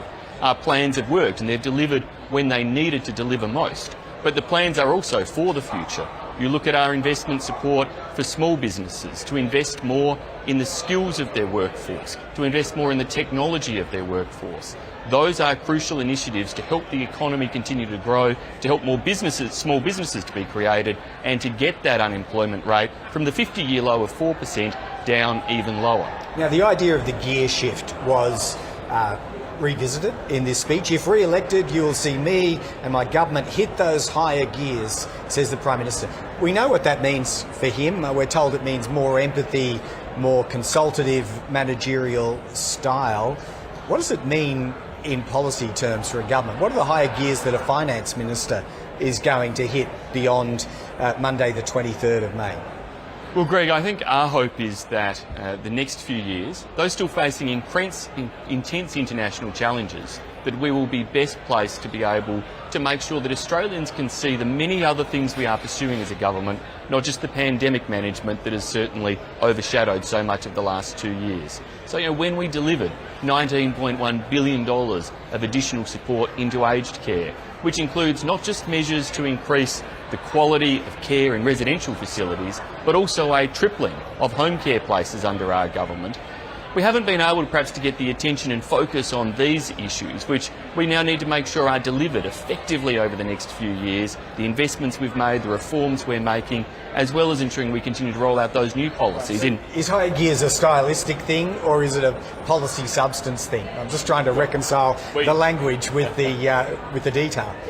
We will certainly all be running flat out to make sure that we deliver for Australians, and as Finance Minister, that importantly is about having sound economic management for the country, sound financial management. I don't go to this election as Finance Minister with uncosted policies. We've made sure during the course of this campaign we've submitted 27 of our policies through the Charter of Budget Honesty process for formal costing. The Labor Party under Mr Albanese have submitted none of their policies for formal costing. That's a stark contrast in transparency and accountability between the two parties. When the Prime Minister talked about this being a time of great consequence, what was he talking about? Was he talking in the negative there or the positive? We face and have enormous opportunity. The opportunity to basically reach full employment in Australia is an incredible one for what it means for young Australians in particular to seize job opportunities, to seize opportunities in their life, including home ownership, which I'm sure we'll touch on. But indeed, it is also a time of great consequence when we look internationally at the potential shocks and pressures we could still face. The huge surge in inflation overseas, which we're not immune from, but we're withstanding so much better than other countries. The shocks we're seeing in terms of Russia's actions against Ukraine or the more assertive and aggressive China. These are challenges we have to continue to manage and face up even more to into the future. If your government has done so well, unemployment being so low, pandemic response, you say, has been terrific, economic stats also good. If these are all so fantastic, what has gone wrong for the government? The Prime Minister is so unpopular and the coalition so far behind in the polls. Well, Andrew, it's been a challenging few years. There's no doubt about that. It's been challenging as a government, as the Prime Minister acknowledges. We haven't got everything right, and no government could or would have got everything right when faced with situations nobody had confronted before in Australia's modern history.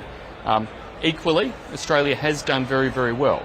Now, the determination as to whether or not we get re-elected, that is a matter for the Australian people to make that choice next Saturday. What's gone wrong? What do you say has gone wrong? Oh, look, I think Australians, I can understand the frustration of living through the pandemic. Lots of things have been irritating, frustrating and annoying as they've got in the way of life as you would wish it to be. Of course, we faced, as is well known, setbacks at different times during the vaccine rollout, and we corrected those setbacks. And the proof there is that ultimately we achieved one of the highest vaccination rates in the world, and did so within 2 weeks of our initial target dates that we'd set out. So where we faced those challenges, those setbacks, we worked as a team to overcome them and to deliver. All right, we will be speaking not only to you but to Michael Sukkar, who, as Housing Minister, can take us through some elements of the super home buyer scheme that was announced today. Can I start with a philosophical question? As long as I can remember having compulsory super in my working career, it has been a locked box, not to be accessed until retirement. Twice now, under the coalition, through the pandemic and then through this, that key's being turned and unlocked. Why? What's the problem with people putting away untouched savings for 30-odd years? So, Greg, there's a couple of factors there. One is that we are making the Australian retirement savings system, the Australian superannuation system, more like many of its global counterparts, where it is possible to take some of your retirement savings and deploy them to ensure that you have a home, that you own a home, you own your own home. And that is perhaps one of the more crucial pillars in terms of being prepared for retirement. The Retirement Savings Review that we undertook in this term of Parliament identified that home ownership for senior Australians was one of, if not the most important stabilisers in terms of ensuring that they could live a successful retirement. So the two very much go hand in glove to work together, and this opportunity to be able to, now that our superannuation system has grown to the size and scale it is in terms of the financial assets under management, that Australians are making such large contributions that $1 in $10 that are earned are going into superannuation, that opportunity to take some of them, a small portion of them over the course of somebody's lifetime, and help set them up to buy their own home sooner and faster, with lower rental payments they'll face and lower interest payments over the life of that loan. That is an opportunity worth seizing. Do you acknowledge, though, that by allowing people to dip into their super, you do actually supercharge the ability of some people to buy a first home, that you might only inflate the cost of housing?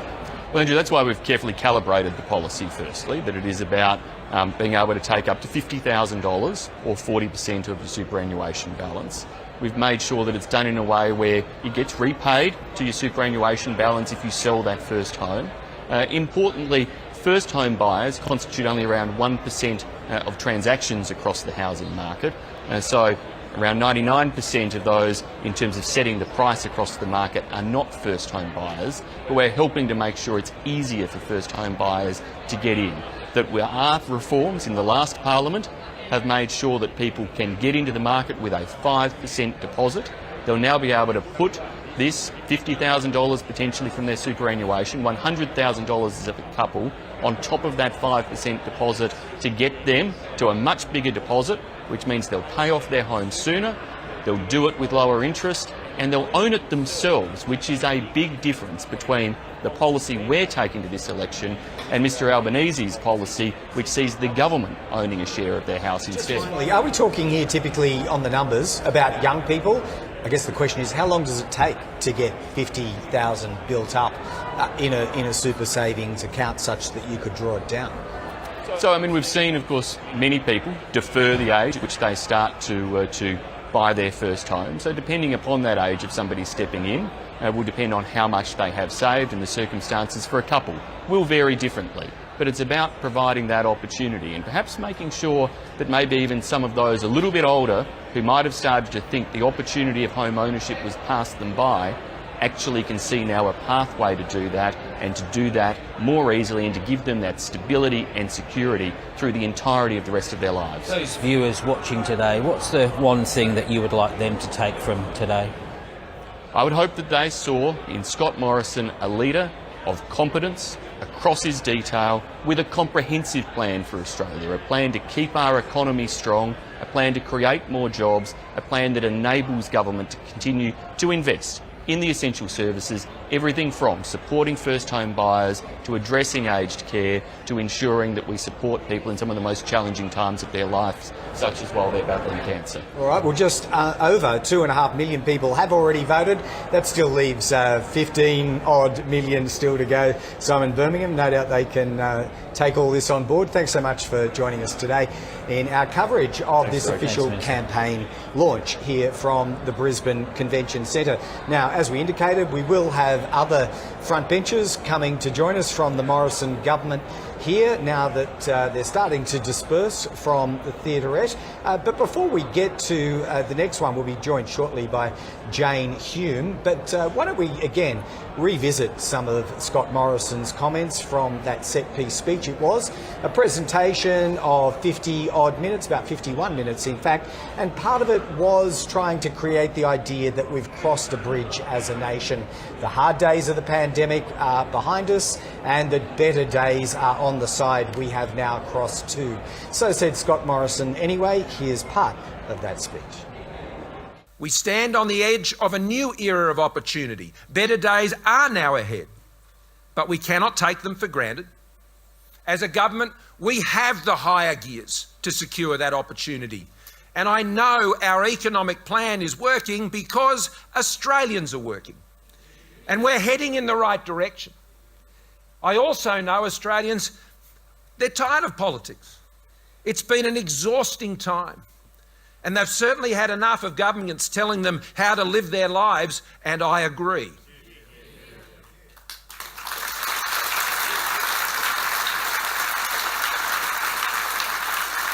But now we must focus on the choice that you are making at this election, as it will have very real consequences for you and your family. And if re-elected, you will see me as your Prime Minister, our government and our nation hit that extra gear needed to secure our nation's future for those better days. Yeah, so that was the optimistic note, I suppose, that Scott Morrison was trying to calibrate. There was a large portion of the speech, including that rather polished video probes that looked at the darker days, but this is more the sunny uplands part of the presentation. Look, there was a negative element of today's presentation because it was also looking at the contrast between Anthony Albanese and Scott Morrison. Indeed, there was even a cheeky ad thrown in, which got played on the national broadcast. Nothing we can do about that, I assure you. But you know, the way he speaks, though, it's as if the pandemic is coming to a close. But in fact, you know, we've had 7,700 deaths from COVID. We've had more than 6.5 million cases of COVID, and we have a lot every day. And we've had many, many deaths. It's one of the strange features of this campaign that the focus on the deaths has been rather minimised, as if we're all getting used to it. Yeah, I mean, I know that's true from the political leaders. I wonder if it's also true at community level, whether Australians themselves actually have kind of pushed that into the background a little. Anyway, let's introduce now another minister in the Morrison government. We have Jane Hume, also Victorian Senator, here all the way from Melbourne. Welcome back, Senator. The speech in the Broad, does it do what it needed to do to lift the stocks heading into these last 6 days? Greg and Andrew, I think it was a fantastic speech that we heard today. We spoke about, you're right, the darker side of the last 3 years. You know, this would be one of the first governments in history that's faced not only floods and fires and droughts, but also a pandemic, a global recession, a war in Europe, and now geo-instability in our own region. And yet we've not only met those challenges, but we've come across the other side with a really strong economy, low unemployment, economic growth that's the envy of advanced economies around the country, around the world, and also better days ahead. And that was really the message of the Prime Minister today, and a strong plan for those better days ahead, that strong economy and a stronger future. The Coalition has, during this pandemic, has twice allowed Australians to dip into their superannuation, once I should say, but it's now proposing a second time. Is this really the best way to use superannuation, which has become a bedrock of retirement savings? You know, the early release of super scheme was a really important part of our safety net package in response to the COVID-19. But it was such an important part of the package because it allowed people, some of whom found themselves unemployed for the very first time, to access their own savings to give them financial security at a time of great uncertainty. And we know that most people spent that money on paying down bills, paying off their mortgage, paying off a car loan, helping out with school fees. They did what they needed to do, and they did it without permission of government to do it. And what today's announcement does is allows people to access their superannuation, to create a better quality of life now, to get them into the housing market, which doesn't just give them better quality of life now, but also gives them that economic security in retirement. Does it come at a cost? Well, no, it doesn't come at a cost. And the reason why it doesn't come at a cost is because when you sell your house that you've accessed your super to buy, you then put the capital gains back into your superannuation, the original amount and the capital gains. So it helps you with the quality of life now and economic security in retirement. Unlike the Anthony Albanese scheme, where you have to pay the government back your capital gains, this time you only pay yourself back the capital gains. I don't want to dwell too long on the past episode of early access to super, which was an emergency measure, as you say, in the pandemic, but it did become notorious. You say people could access it without permission. It did become notorious for kind of the lack of oversight and control on it. We heard reports of women under duress being forced by ex-partners to go and scoop out pots of money, only for some of that to be stolen in some cases. Actually, 3.2 million Australians accessed their superannuation during that period of incredible uncertainty. The number of stories that we heard of misuse of that money or misuse of access was so small. They were a tiny, almost negligible proportion. For the number of people that it helped, for the number of people that it saved, to help them build that bridge to the other side of a really difficult time, it was a very worthwhile exercise. But this is a different kettle. This is a different policy. Well, that was the question I was going to ask. What rigour, what assurance can you give that money can't be frittered away or even put into tenuous property purchases that might lose value? I can't think of good examples right now because the market's been going up, but that may not continue forever. Well, certainly if the value of your property went down and you then sold your property, you would in fact put the capital loss back into your superannuation too. You wouldn't have to put in more money than you took out. But most importantly, it's going to be administered by the ATO. There are existing safeguards around the system. You're only allowed to take out a certain proportion of your superannuation, no more than 40% of your super, and at a cap of up to $50,000. So for a couple, say in their late 30s, that have been in the workforce throughout their working lives and earning around the average income, they could take out an additional $100,000 to help them to help them pay their deposit. Late 30s, you say, because that's how long it would take to get to. I mean, how long would it take to get a $50,000 nest egg? Well, if you put in, say, around $5,000 a year, so let's say you earn $50,000, 10%, $5,000 a year, it's about 10 years, and of course superannuation returns will add to that. So your balance could, I think it's $125,000 to reach that $50,000 cap, but it doesn't mean you have to take out the whole $50,000. You could just take out a smaller proportion just to help you on your way to making that deposit. Scott Morrison's character has been very much a prime feature of this election campaign. Obviously, Labor's tried to make it a big focus of their campaign. Scott Morrison acknowledges it's an issue.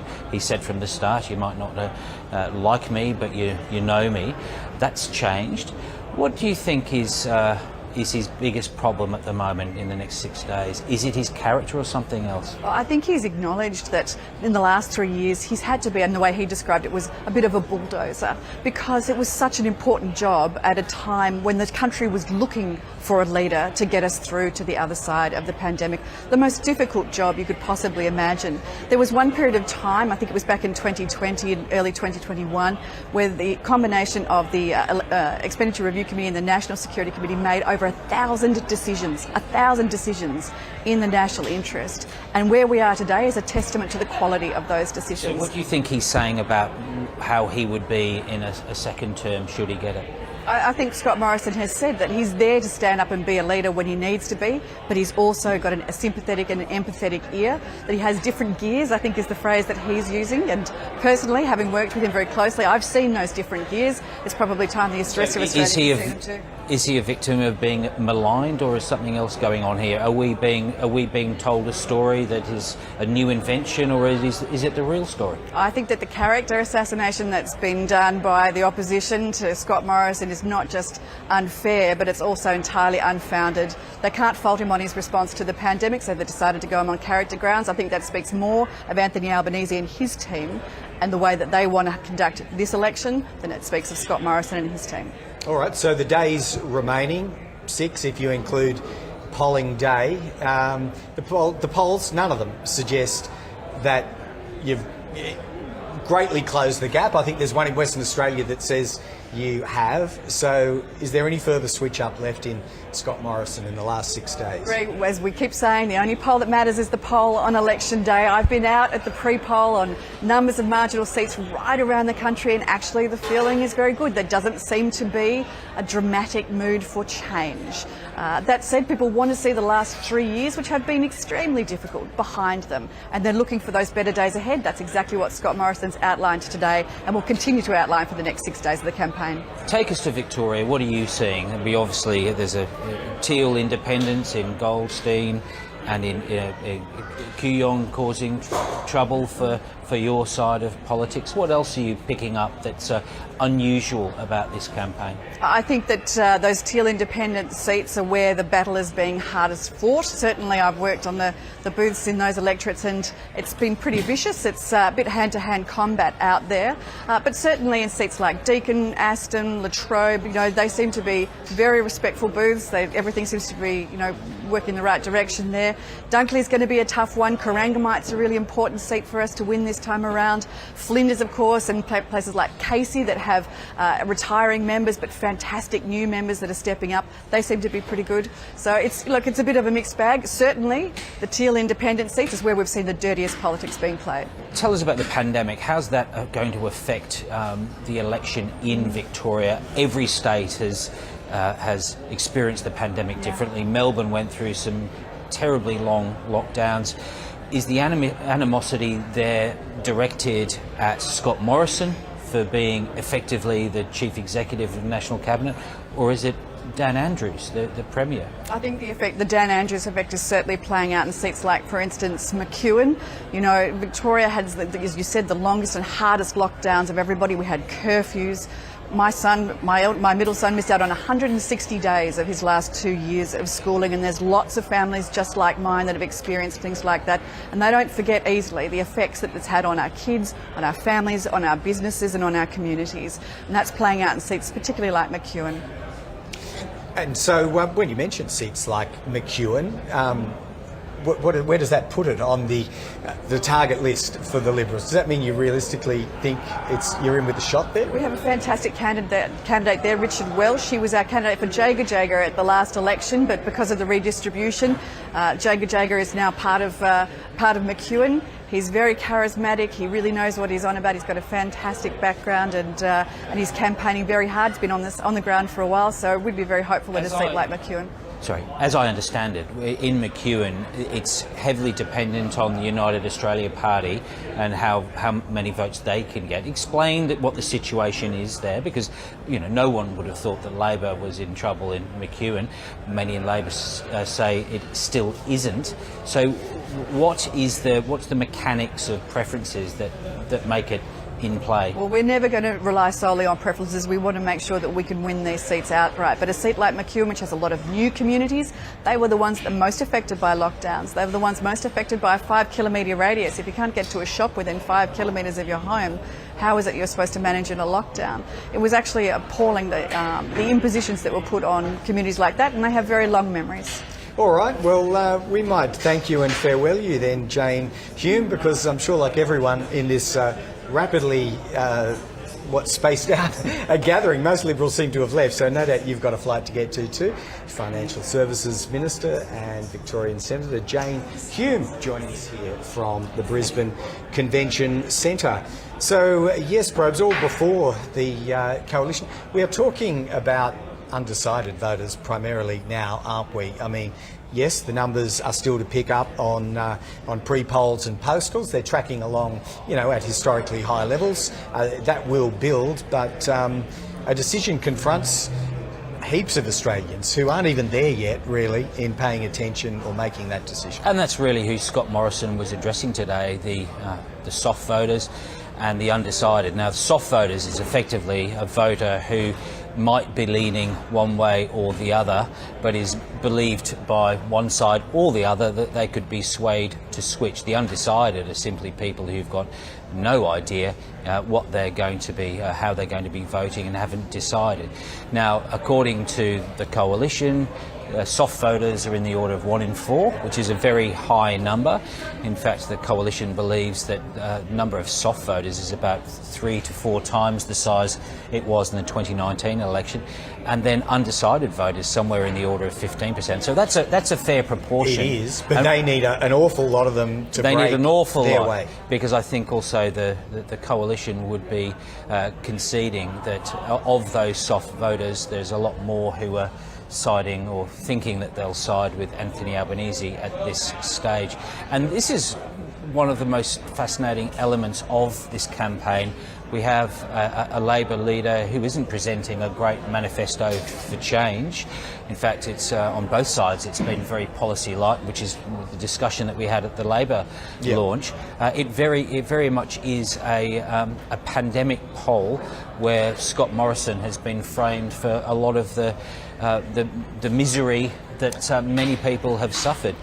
Some of it unfairly, according to the Liberal Party. So they say, and it certainly turns on its head that presumption or that line of analysis that had been overlaid on so many polls in recent years, up until about this year, that said incumbency was a massive benefit that came from the pandemic. But you've got to say, Greg, the way that the polls have been so consistent from the start of the campaign, it's going to be very, very difficult for the coalition to get its primary vote much higher. It's sitting around 34-35% depending on the poll, depending on the week. But they really need to get up in the order of 39, closer to 40, and that's a big ask with only 6 days to go. Yeah, it's simply too low in the mid to low 30s for a coalition government to win from there. Now, we may be soon wrapping up our coverage from Brisbane of the official Liberal campaign launch, but we did want to bring back in our political reporter Jane Norman, who was in the theaterette or the auditorium.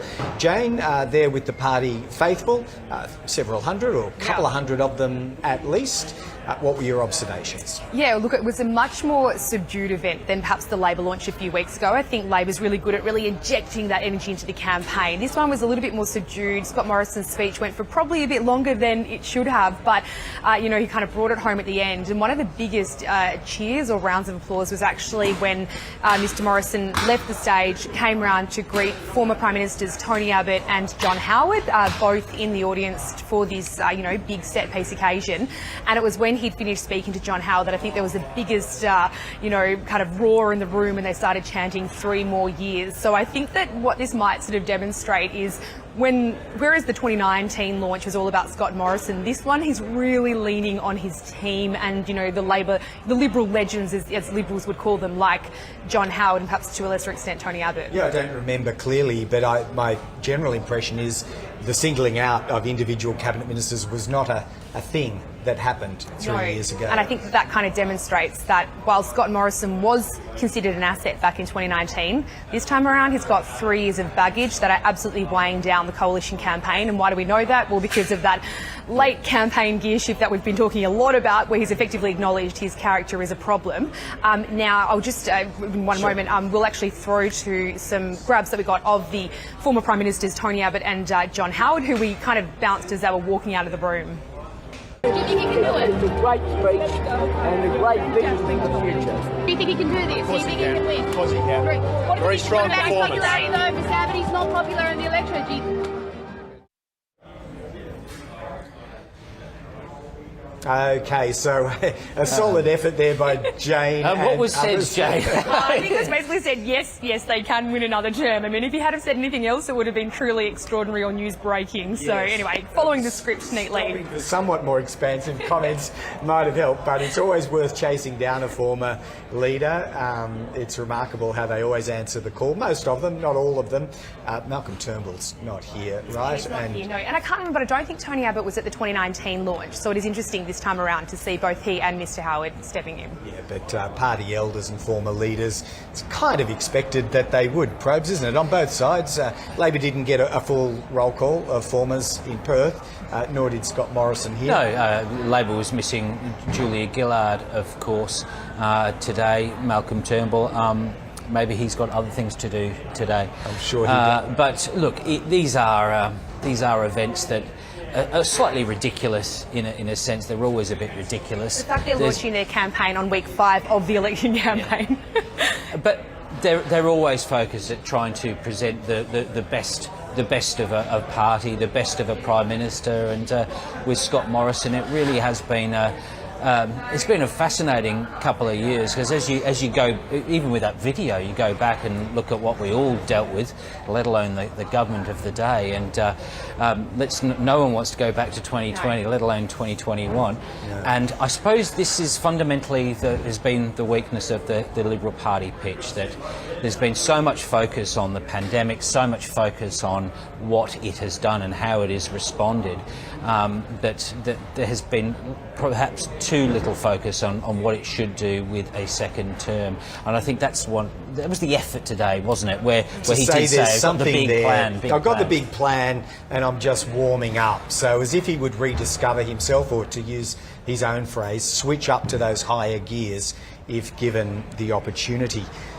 Conversely, if he's not, I wonder what we're to expect of Scott Morrison. There's always been a place, an attitude in bipartisan politics that defeated Prime Ministers may quietly creep away in their own time if they so wish. I wonder what Scott Morrison would do in the event of a defeat. Look, I don't know, but I think if in the event of a defeat, there would be some expectation that he would step down, of course.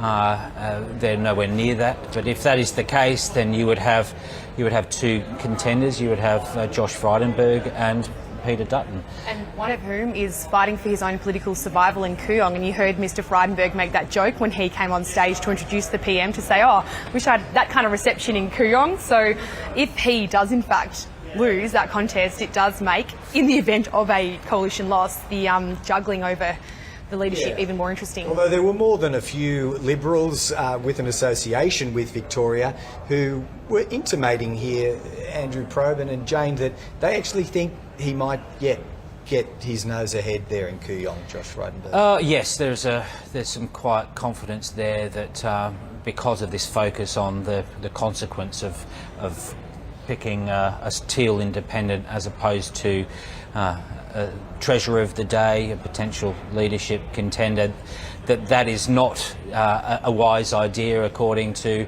some of the feedback that they're getting on the pre-poll voting. So it is. Look, there's a who damn well knows what's going to happen in a lot of hypotheticals here, but yeah. Josh Frydenberg is one thing. He's always been paranoid in his own battles.